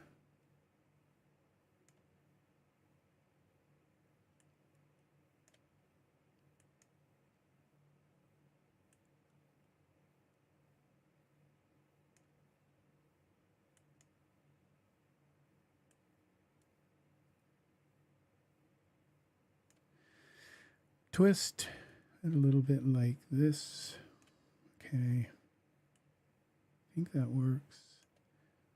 And this one, bend that up a little bit like this.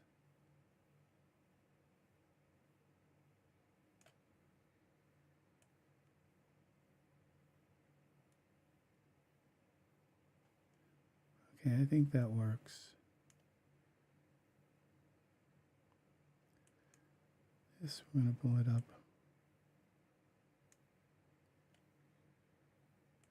The only thing about this particular, it's just like there's no like head on it. Let's see what this, let's look at this staff and see if there's like some, you'd think there'd be just a gigantic, you know, something on top. It's very ornately done, but it's like you got to be like right up close to see it.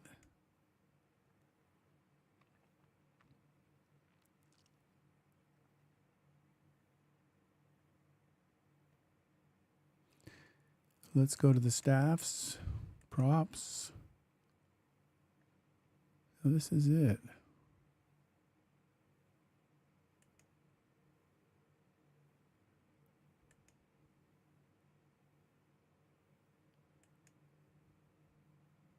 King staff. Let's right hand. Okay, that's, did that just switch it out or no? Okay, it didn't.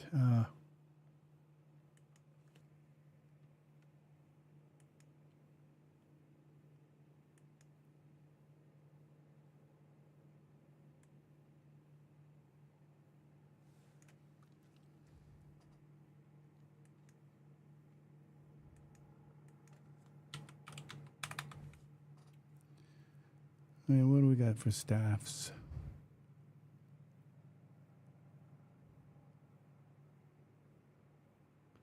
I mean, something like this, that would be...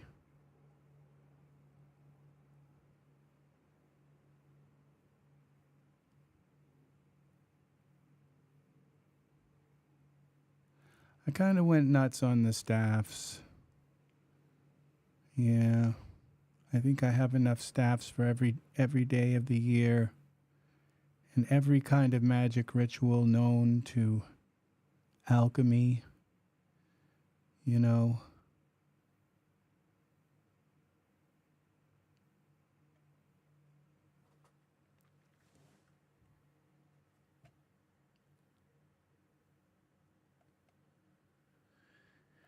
I think I'll leave this staff because it goes with him, you know, and I don't want it to seem like I don't like them. I do like the artwork that went into it. So we're gonna this hand, let's see the hand, right hand.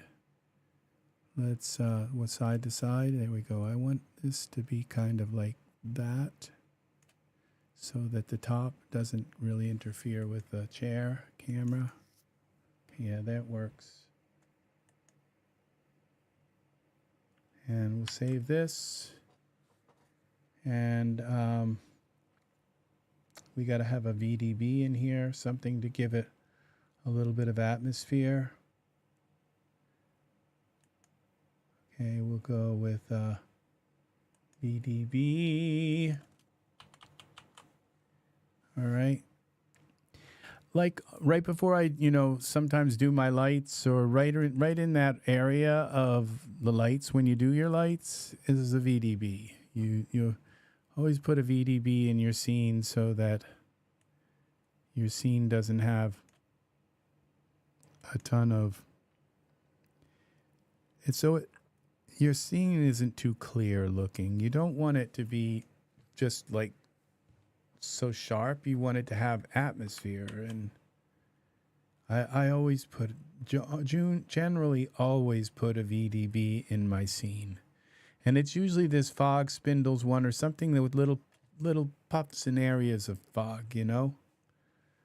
And then you just turn it up and down to the way you want it to be. Always put a VDB in your scene. If you know, you can always take it out if it doesn't work, but you always try it, you know.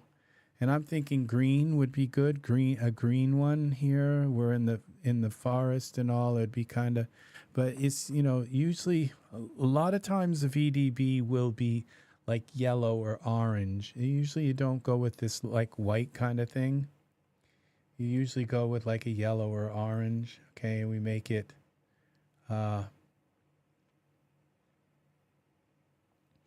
So we go to this VDB here, and we take and bring it down like that.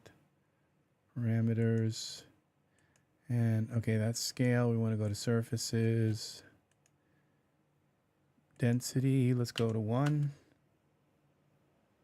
Okay, we got to rotate this VDB. Y rotate.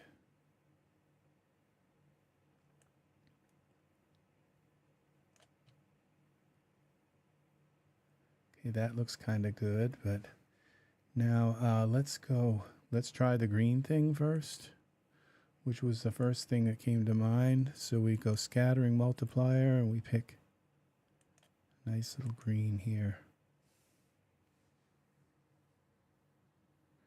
How about if we go with something like chartreuse?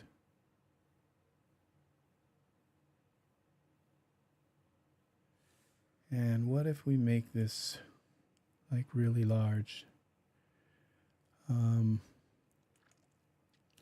Scale it way up.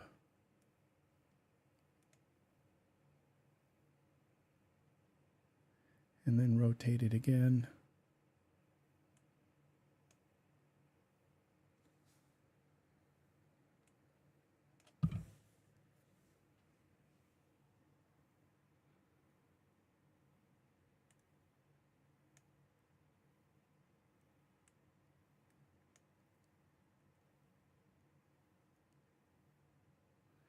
Let's come here to surfaces again.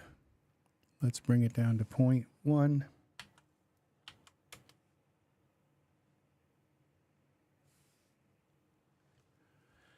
Have a wonderful night. Thank you for the love, art. Rex and Chad, been a long day. Thank you for streaming and chatting with us. Have a wonderful weekend. You too. Have a love. Oh, I brought it way up in the air. I scaled it. I think I brought it up too high. You have a wonderful weekend too, Art, and a good night. Thank you very much for hanging out with us. It's very nice. Very nice to have you here. Very, very nice. So I think that's enough of an atmosphere here. That will just kind of disappear on us. Now, what's coming to mind again is the, the where I'd like to make it kind of wider. Very nice. Yeah, so we're going to go back to our render settings. Take care. Take care, Art. A lovely, lovely night. Thanks again for being here. And we're going to go now with, all right, this fog. Okay, I'm going to just kind of pull this over a little bit like this way, I think.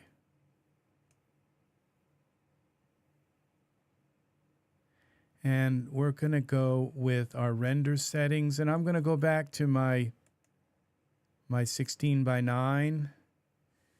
And now this kind of gives us a weird view of this. So what do we do? What do we do? We take all these trees, okay? Edit. Okay, we turn them into a group. We group them all. Edit, create, okay, group. Yeah, it's getting late. It's getting up to that time. I don't know how much longer okay, apply, default settings, group. This is going to be trees all. All. And it didn't put them in. I don't know what I just did. But we have a group with nothing in them. Okay, come on. All right, there's our trees. Then what we'll do is we'll take this trees all and we'll move them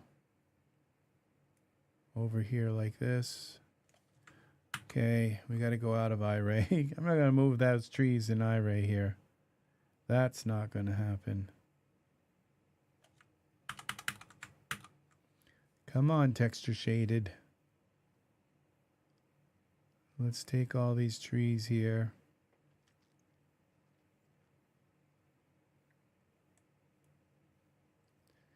Let's go like that. And we're going to bring the trees down. This tree here in the back has got to come way down. All right, that's the wrong one here. Banyan tree. Oh, this is messed up. Okay, we got to do the whole banyan tree. We can't do the little parts. Okay, then we scale that.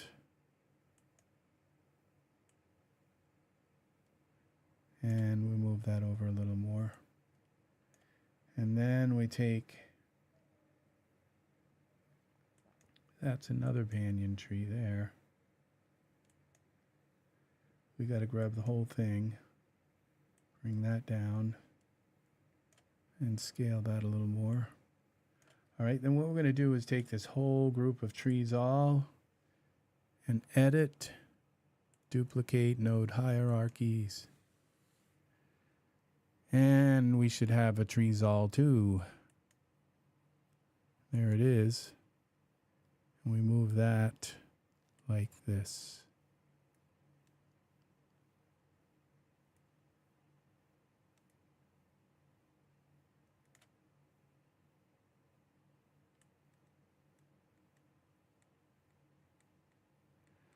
We're going to scale this, the whole thing.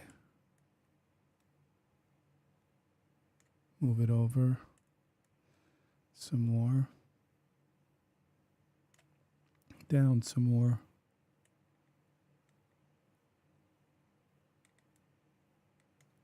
Okay.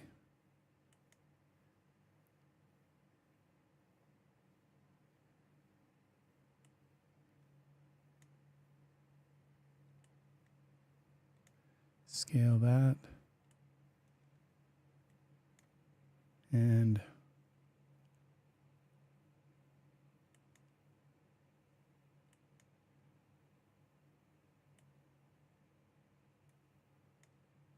scale that.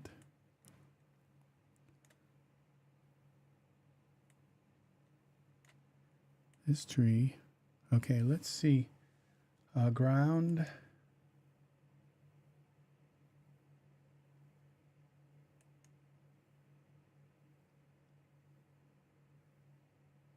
Let's see what this looks like in Iray.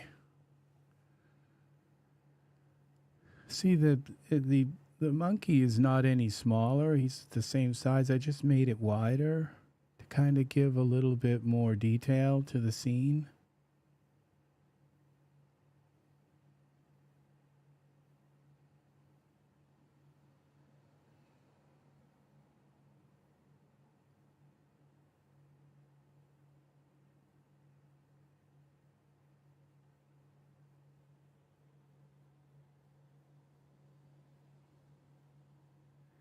Yeah.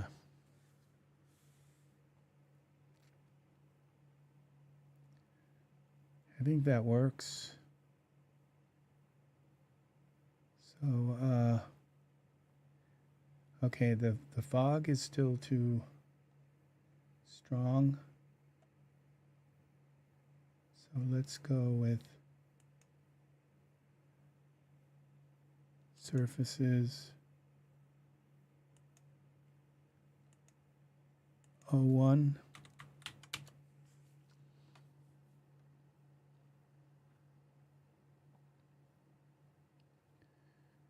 Just a little bit of fog. Let's do a render. It's too bad. I rarely do scenes like this where,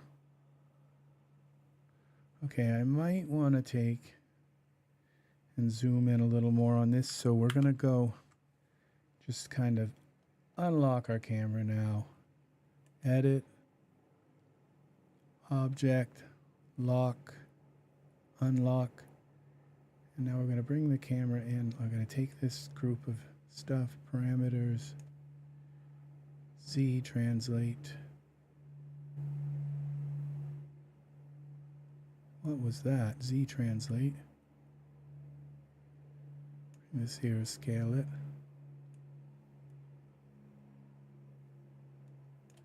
Over. This. Up. Z translate. Scale it.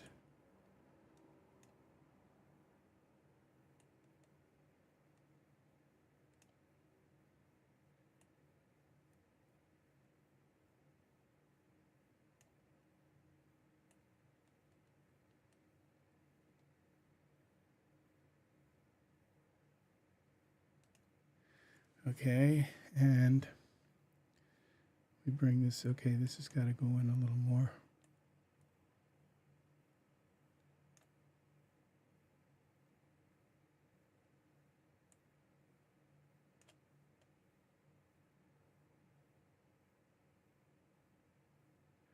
See, I don't want this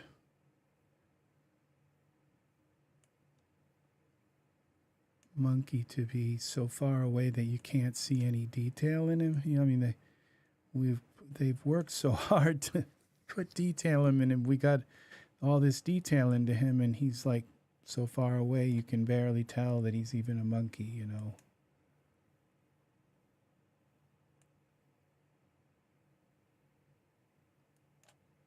All right.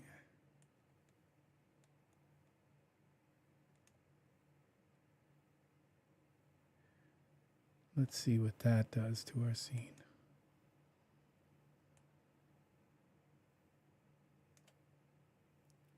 Okay. Save this. I have to cut the top off of that because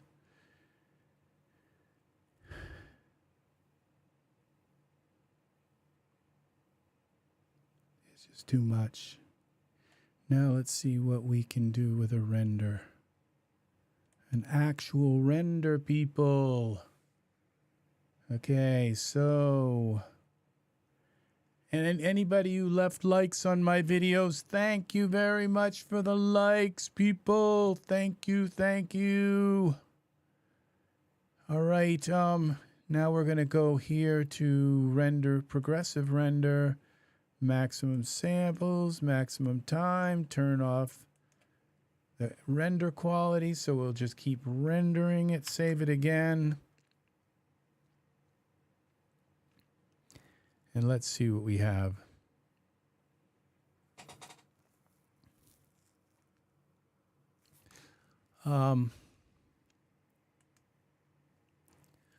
What I'd like to do is find some vines.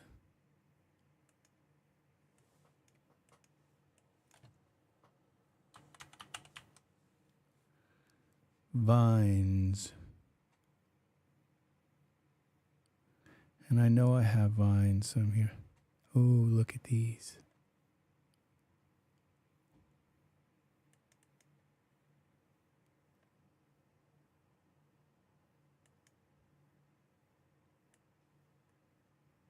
I'm going to put the vines real close.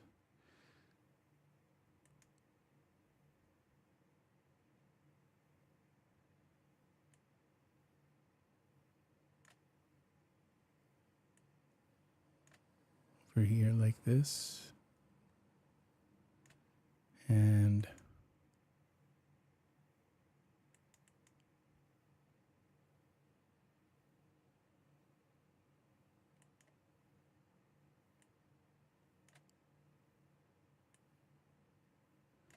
put this one over here. I hope they're not two completely different colors. Okay, save this. We could put a few vines up here too. Okay, vine 5. 5 vines. Parameter Z. X.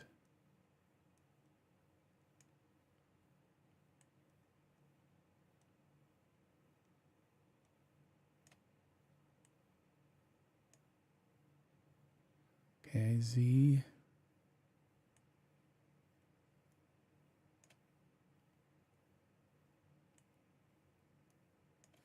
Let's see how that works.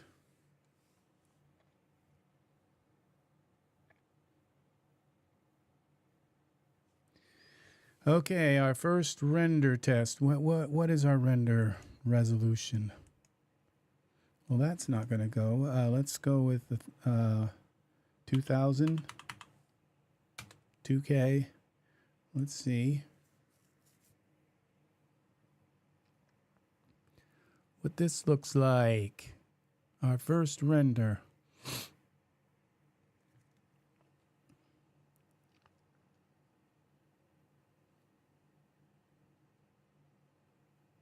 Home sweet home. Oh.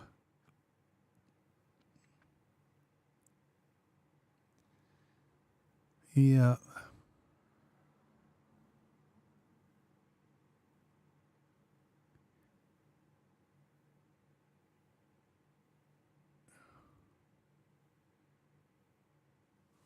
Look at this.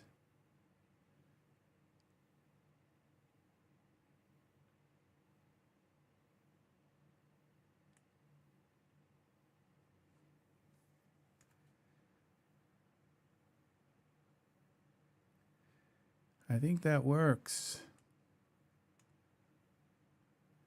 And we'll have a nice little kind of mist that will sort of coalesce around here a little bit.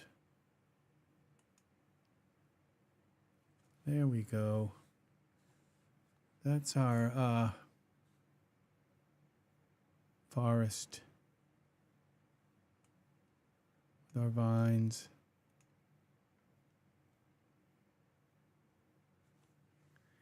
Yeah. Now it looks like this leg here is up in the air.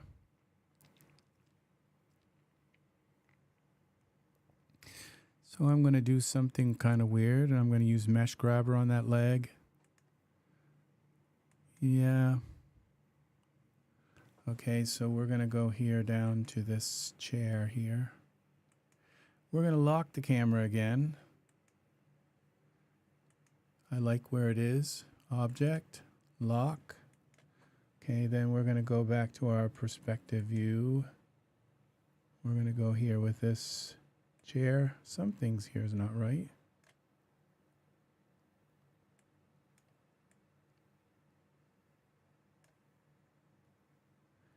If it's actually it looks like it's actually sitting on the ground, so I think it's something else that's not sitting on the ground. Maybe it's the rear chair, the rear leg, or something else.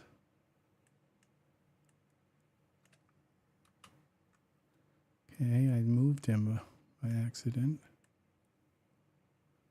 I think those legs are all there on the ground. We're going to take this chair, ring stair, where's the chair? We're going to take and go to mesh grabber, tool settings, mesh grabber. We're going to set that down to 8. Now let's go with 12. And we'll just pull this up a little bit like that.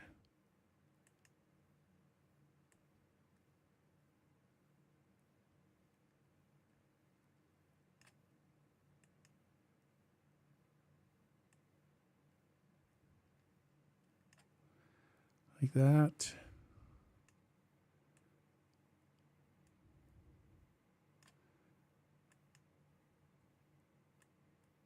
Little claws.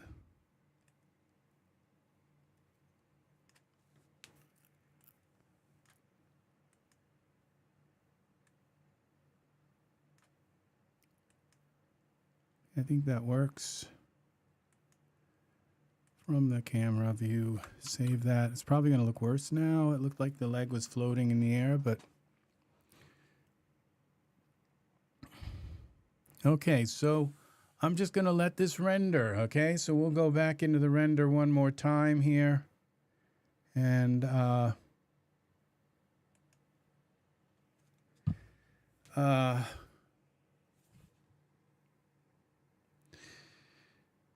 yeah.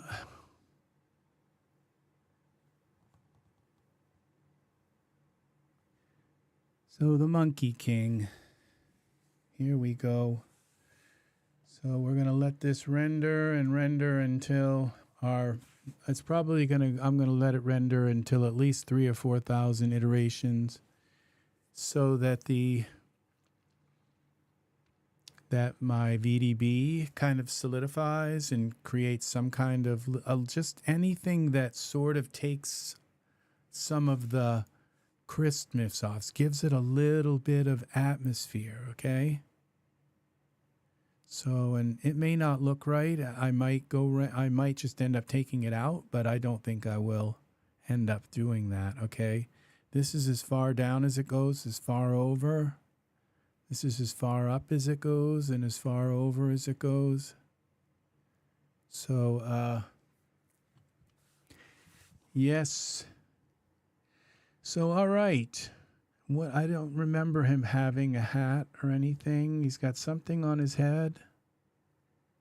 I don't remember putting anything there. Oh, it's maybe. Okay, maybe it's part of, we got to take a look at his head. It could be, it's part of his armor. If his hair is coming right up through it, we might do better just to get rid of it, you know? Okay, so we go to our perspective view. Yeah, see, he's got a crown there. Looks like it's kind of buried in his head. I think we'd do better to just get rid of the crown. Where's the crown? Crown. We hide that. Save this. Just a little bit less confusion there. Yeah.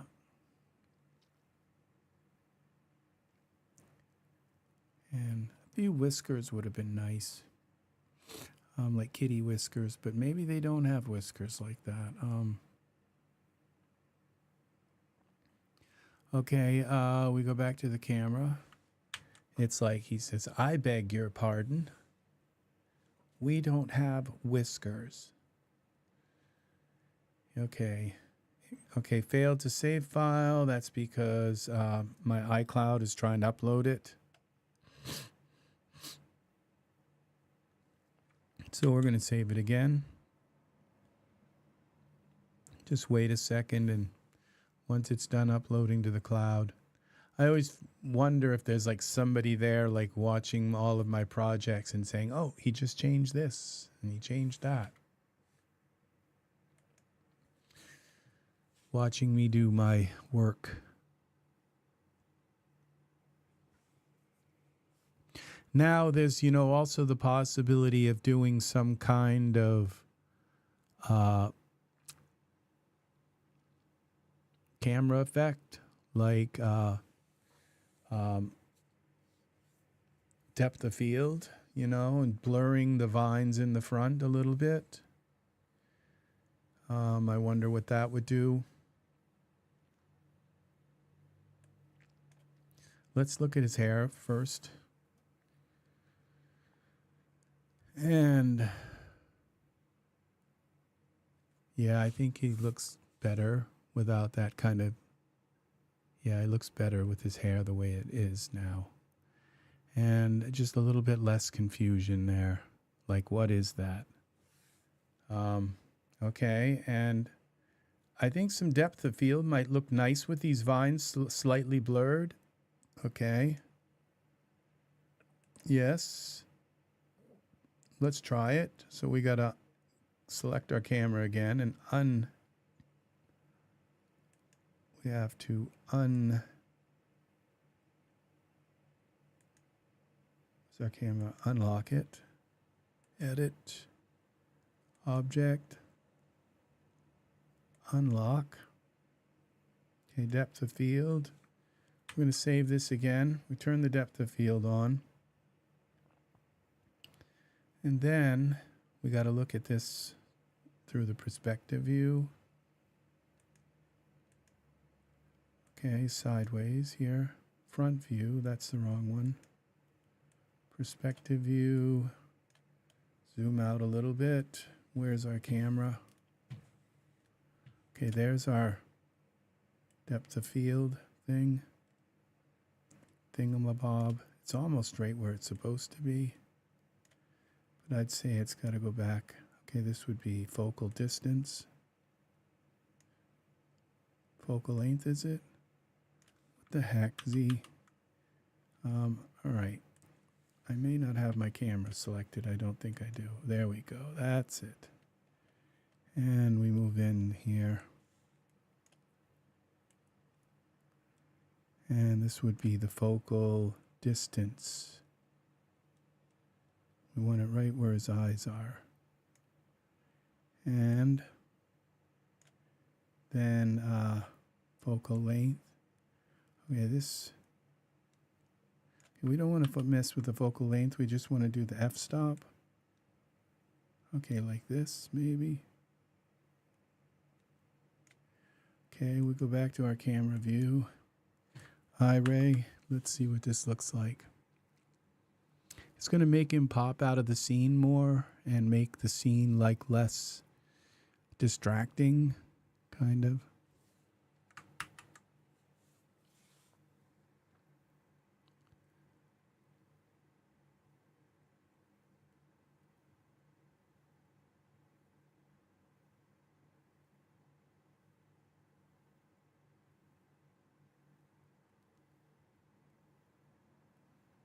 Yeah, you always look at your camera from the perspective view sideways like that. Oh, that's very nice, I think. Yeah, it's like it's kind of somebody secretly looking in. It's like a tribe. We found a lost tribe.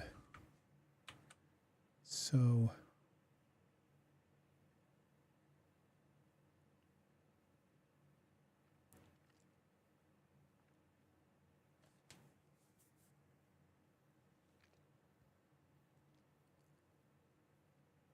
I wish these stakes looked a little more like wood, like gnarly wood or something, rather than like something bought at IKEA. But that's the way it is. All right, now. Yeah, I saw this thing on Facebook. It was this big, huge pile of wood. And somebody just said, I bought a log cabin at IKEA. It was like a pile of all chopped up wood. All right. I thought it was funny. Yep. So, all right. This is it. So we're going to save it again. We'll lock our camera. He's in focus pretty good. And I think this is good. The vines kind of give you the idea that they're vines. Because I don't know how really high resolution those vines were. And so when you blur them out a little bit, it gives you a little bit of playroom to make it kind of people imagine that they're real. So now that they're higher quality than they are. Okay, so now we go here to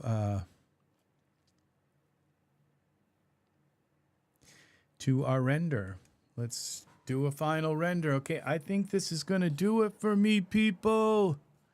It is. Thank you very much for being here. Let's go through the roster today of our awesome people that have been here. Pat was the first one in tonight. And even though Angus might have been, but he's been quiet tonight. And then we had 3D Madness come in. And lots of chatting. We had Kiwi Hawk. And welcome, Kiwi. Hope you can come in and stay a little longer next time. And then we had Art come in. Art has been very active in the chat, as is 3D Madness has been very active in the chat tonight. Thank you. And Serenity's Gate blessed us with their presence here as well. And then we had Chris Cox to top it all off. And then our wonderful Angus came in. Angus is sleeping. Oh, what happened here? All of a sudden we have, it won't render. What did we do? I have to delete a few things out of the scene. Oh no. All right, let's see.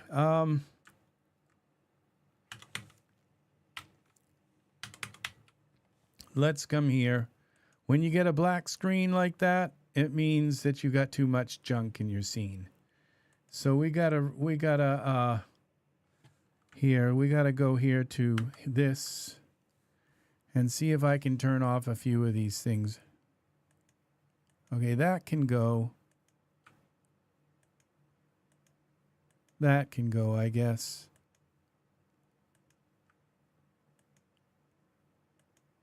I don't even see that one disappearing. Okay, so we're going to definitely delete that one. And then what about here? Okay, I can only see a tiny bit of something disappearing there. I went totally nuts with these trees.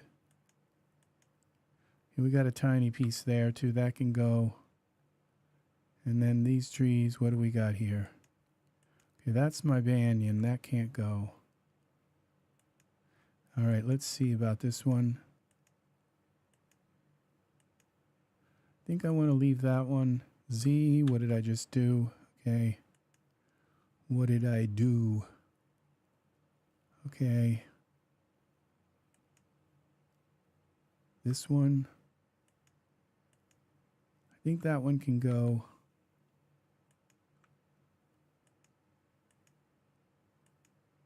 I think I'm going to keep that one. That one I can barely see disappear. What about this one? Barely see that one disappear as well. Okay, we're going to try this. Save that. I ran out of RAM. Now, if I'd taken some of these trees and made them in instances, that would have been because I could have resized them, repositioned them. I could have and rotated them, and still they would have only counted as one instead of two. Okay, so keep that in mind, people. All right, will this render? Will it render now?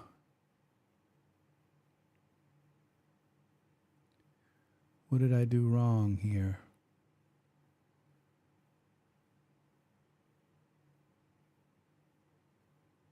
Come on. Well, you know, I just added all those vines. That's what did it. They just took it over the... There it is. Okay, we're going to let this render, people. So, yes. Would have been nice to have like a whole bunch of like monkeys standing around in front. You know, the loyal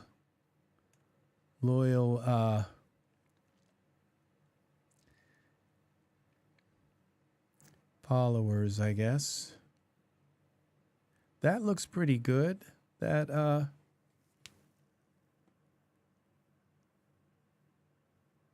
he looks like a very smart monkey. So, yeah, this looks pretty good.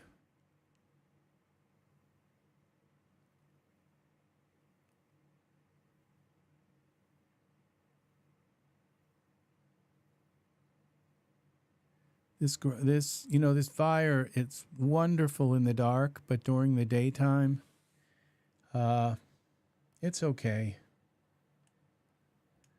The thing is I have like fire and smoke, and I could just take that off and put my own kind of fire and smoke around it. These are it's kind of fake fire, and now we have like actual fire and smoke kind of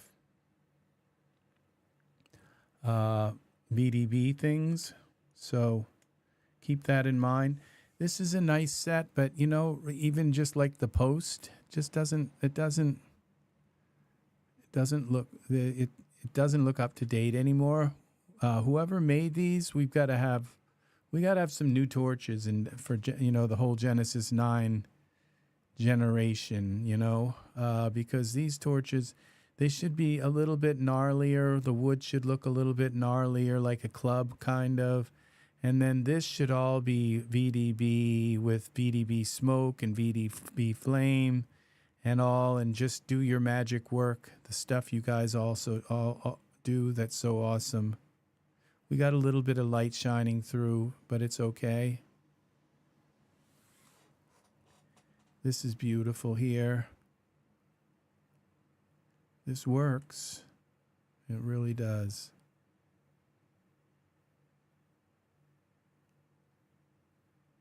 So I may have other torches. They just might be under different name. That's what they do, is they put it under a different name and you'll never find it. It's like so as you can see, this is my the green VDB. This would all be just like, there wouldn't be this little bit of green kind of here gives the whole scene a little bit of a patina, that an atmosphere. So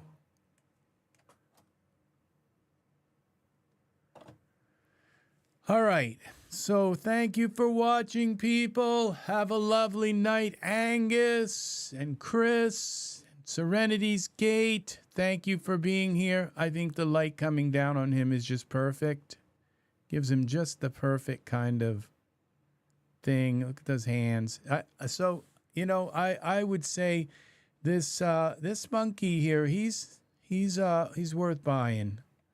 So, you know, what I paid for him, I paid like $35 for the whole pro thing, and because I had 8 tokens that would have just expired if I didn't use them. That gave me another 45% off, and then they gave me like 50% off for a complimentary 50% off on it, and then there was also my like DAS, like 20% off for my DAS thing. It was 87% off, and I bought the entire. It was like $35 for all of the clothing. This clothing is beautiful clothing that I can use on anything. The hair and the monkey himself, the torches. It came with 4. It came with 4, I think 4 clothing sets. One of them was a suit with an entire suit, like a gentleman's suit. You can dress the monkey up in the gentleman's suit. Yeah, and so yeah, I think I should have pulled that up in here like that. It looks like part of the chair coming through, but we're gonna say we did. This looks like it might be coming through here with something. I'm not sure, but this works. So yeah,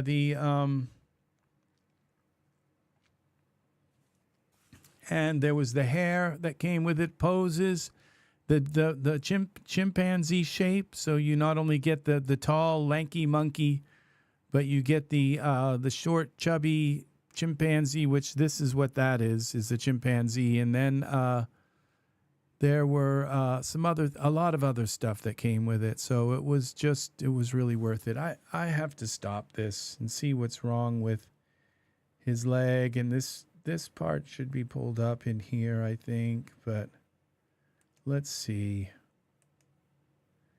Something's happening here that's not right. Can't close that. Okay, we go to the perspective view. We gotta pull this up through here. Yeah, see his leg? It's coming right through there. At least I gotta fix that. That just doesn't look right. There wasn't much I could do here with these side things unless just cut them off, and I didn't want to do that either. So we've got to pick. This is the part of his clothing. What would this be? The kimono, I think,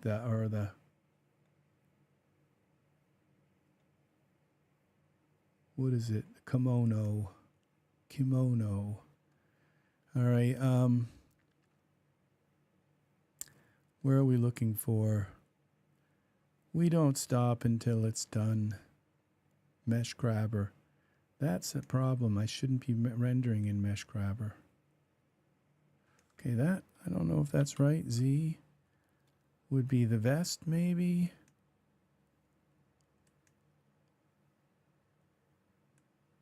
Yeah, it's the vest. Can't leave it like that. It's just something my eye sees. I'm used to seeing things. Poke through, it's called. I'm used to seeing it and detecting it and all. And then we have this here. And I think we're going to go, is this part of the vest?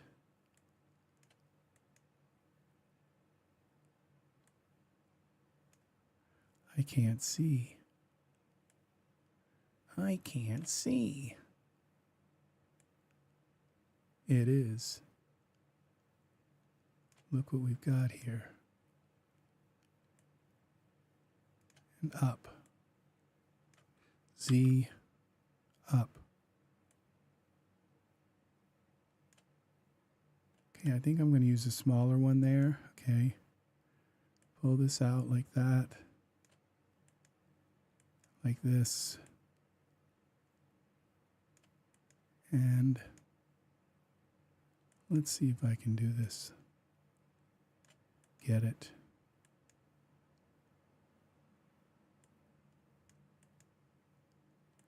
One more little piece there.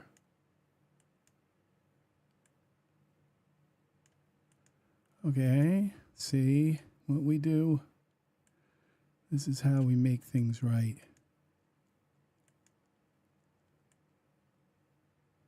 So it doesn't look weird.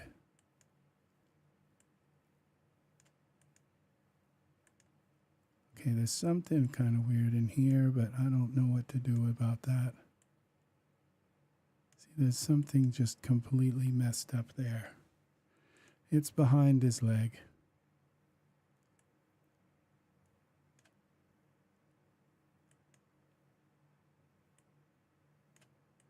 Okay, there it is. Out of Mesh Grabber. Never render in Mesh Grabber. Always get out of Mesh Grabber and Geometry Editor. Save this. Okay. We gotta have it right. Okay, so we're gonna go into a render. We'll take a look at it real quick. And that's gonna end. Cherry, welcome, welcome. Thank you for the applause and the lovely smiley. Thank you, thank you, thank you. We are working with the Monkey King, okay? He wants to be part of the scene tonight. So we got the Monkey King. I think I paid about $36 for the entire Pro bundle, plus the 2 or 3 texture expansions. All of that was $37, and with that, if I had bought the thing, it would have been over 100, and I think close to 100 and like $30. So yeah, that was a pretty good deal. So to pay $36 for the whole Pro bundle. And so we got Monkey Man now. We got the Monkey Man hair, which is pretty cool. And the body hair, I don't know how that would work on a person, but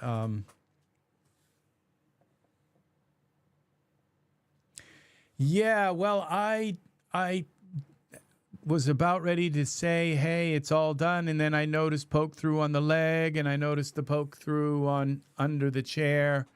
And I had to make sure that I had to pull out Mesh Grabber and do it up, because we don't leave it like that. Look at that. See, that's so much better now.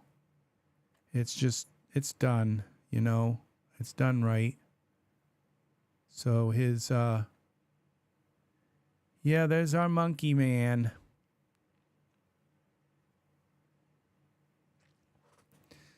So, yeah, and I don't know what this is, but that's something I could fix that's probably what it needs, is a little bit of smoothing, but it's something we don't have smoothing in DAZ, so I'd have to take it into Hexagon, and instead of doing that, I'll probably just clone over it in Photoshop.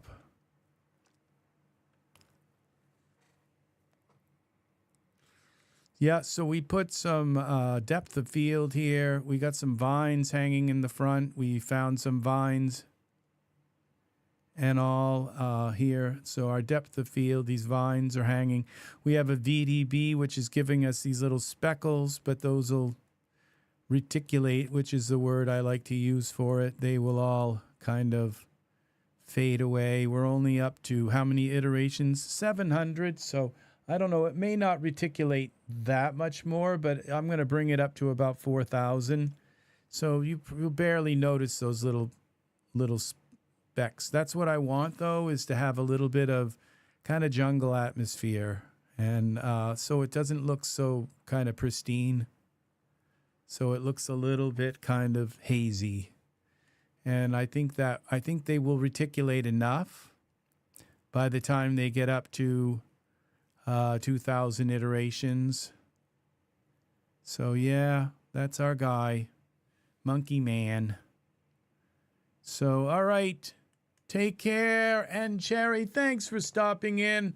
Sorry, I'm only going to be here like another few minutes, if that. I've been here for, well, 3 hours, close to 3 hours. And it's not as long as I usually am, but I've had a fairly long day. You know, some days I just spin my wheels round and round and round and round, and I don't get anywhere, but it tires me the hell out just doing that, you know. I think I kind of get somewhere. Sometimes if I learn one big thing in the day, you know, one big thing. Today I learned something that it may not seem like very much, but you can take like your desktop, okay? When you go into your desktop settings, you can flip your desktop upside down, or you can flip it so you can flip it upside down. Just think about this in your mind. You can flip it upside down, or you can flip it into portrait mode, and you can flip that upside down, okay? But how do you flip your desk? How do you mirror your desk? How do you flip it horizontally? Well, you can't. Okay, why you can't, I don't know why, but sometimes you might want a monitor in the mirror, but you don't want it backwards, okay? So how do you flip a desktop horizontally? Well, you can't. I haven't been able to figure it out, how to do it. The only way to do it is to get a mirror. I think you can, this is weird too, you can buy mirrors that don't flip things backwards. Have you ever heard of that before? Yeah, well, so I learned that today too, that I believe you can buy mirrors that don't flip things horizontally, okay? But I found out that you can't, but VLC player, if you've ever heard of VLC player, well, VLC player, if you go dig deep into, I mean, it's in the weirdest place. I didn't even know it was there. It's in the tools menu and deep into a whole long nest of options. You can flip VLC player horizontally. Okay, so at least if you're playing media, okay, that you can see the media the right way. Okay. Just a little tip that took me all like 5 hours to figure it out this morning. So yeah, I shouldn't be tired because I only figured out one thing, but it took me 5 hours to figure it out all morning. And so, and it was just like every time I would look up and say, how do I flip my Windows desktop, you know, flip it horizontally? Well, it's like, well, you can turn, they would say, well, you can turn on the auto flip on your phone so that it will so that when you turn your phone, it's like, and then, you know, it ignored the fact that I was asking something completely different. You know, it's like, how do you flip it horizontally? And then, so it would give me a whole list of videos showing me how to flip it, you know, upside down. It's like, no, I don't want it upside down. I want it horizontally. So, yeah. So you learn something. Yeah, see it, and you know, it's worth it to, you know, tire yourself out. And Cherry, it's worth it to in the office, we would prank each other by flipping our screens upside down. I had one of my clients call me up and it says, my computer screen's upside down. This is kind of embarrassing. And then you can imagine trying to get them to right-click on your desktop, you know, when it's upside down. And then you have to tell them, you know, go to your, you know, your video options or whatever it is. I can't remember what it's called. And it's a drop-down menu goes up, you know, and the fact that they have they're hard of seeing, so they have their screen resolution so high that it's like looking through a keyhole, and the little drop up menu that pops up, you know, is out of the screen purview. Oh yeah, that was like an hour and a half trying to help somebody to flip their screen back. And you know, there's a hotkey for it. It's Control Alternate up and down key, your arrow keys. The Control Alternate arrow keys up and the down, but it doesn't always work. You hold Control Alt and hit your up and down keys, and sometimes it'll pop up and give you the option to flip your screen upside down or upside right. But this is the only thing I could figure out, and it was like VLC Player is like the best media player there is anyway, you know. And so and it works on everything. It works on iPhone. It works on all of your Android tablets. It works on Windows. It works on everything. iPad. VLC Player is awesome. And it flips horizontally. So just so you know, because I wanted to use it as for teleprompting, and it was like I was getting really good at reading backwards, but I just got really tired of it, and so I got to figure this out. I've got to figure out how to flip my tablet backwards, how to flip it horizontally. Okay, so all right. Very, very good. If you look up VLC Player and you look up flip horizontally, you'll find it. Okay, it's deep in the things, but it allows you to flip VLC Player horizontally, and then you can use like karaoke if you want to put karaoke in your for your teleprompter. You can flip it horizontally. So flip VLC Player. And I also found another thing today that wireless. It's a thing called. Let me see if I can find it. It is a very cool app. It is called. Where is it? It's on my desktop. Where are you? Where are you? Where are you? Where are you? Okay, I think I put it down here. Where is it? That's Copilot. I think it. Oh, here it is. It's called Space Deck. Okay, and you have to install Space Deck on your computer, and you install it Space Deck on your tablet. Okay, your like Android tablet. I think it works with an iPhone too, but you put Space Deck on your tablet. You don't even have to plug it in or anything, and it becomes a second monitor, and touch works. So all of a sudden, boom!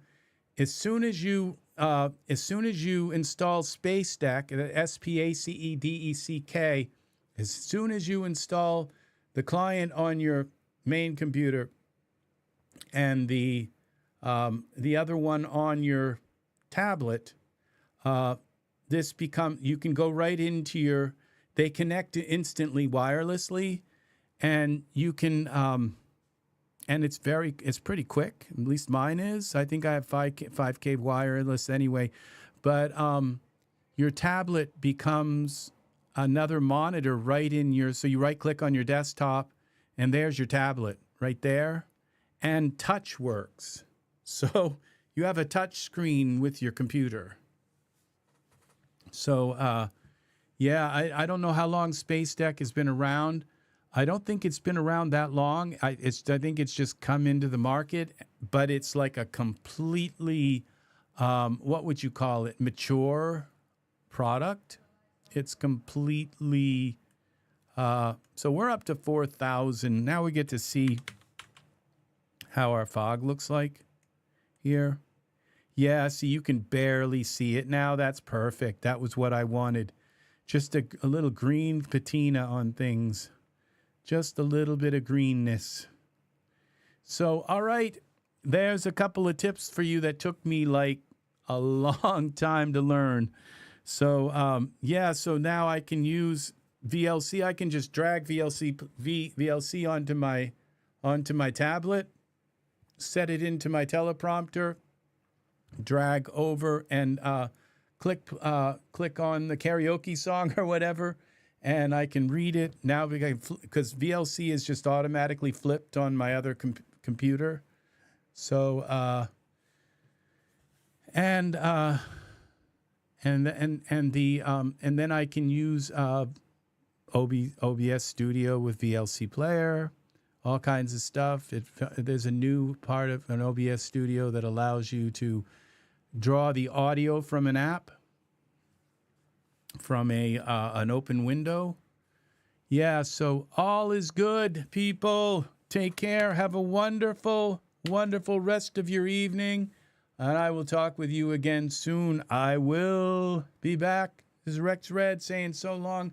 I don't know how I ended up over here in the corner, but yeah. All right. Have a wonderful evening, people. I'll see you again soon. And Monkey King is signing out for now. All right. I'm not the Monkey King. Unless I am. And then I'm the Monkey King, I guess. So, all right. Take care. Good night. Thank you, Angus, Serenity's Gate Art, Chris. Chris, good night. Have a lovely night, my friend. Thank you for coming in. Thank you for hanging out. I hope you learned something. I hope you learn something every time you come in here, friend. Okay, all of you have a lovely, lovely evening. And we're going to play a little bit of music as we head out. All right. Good night. Good night.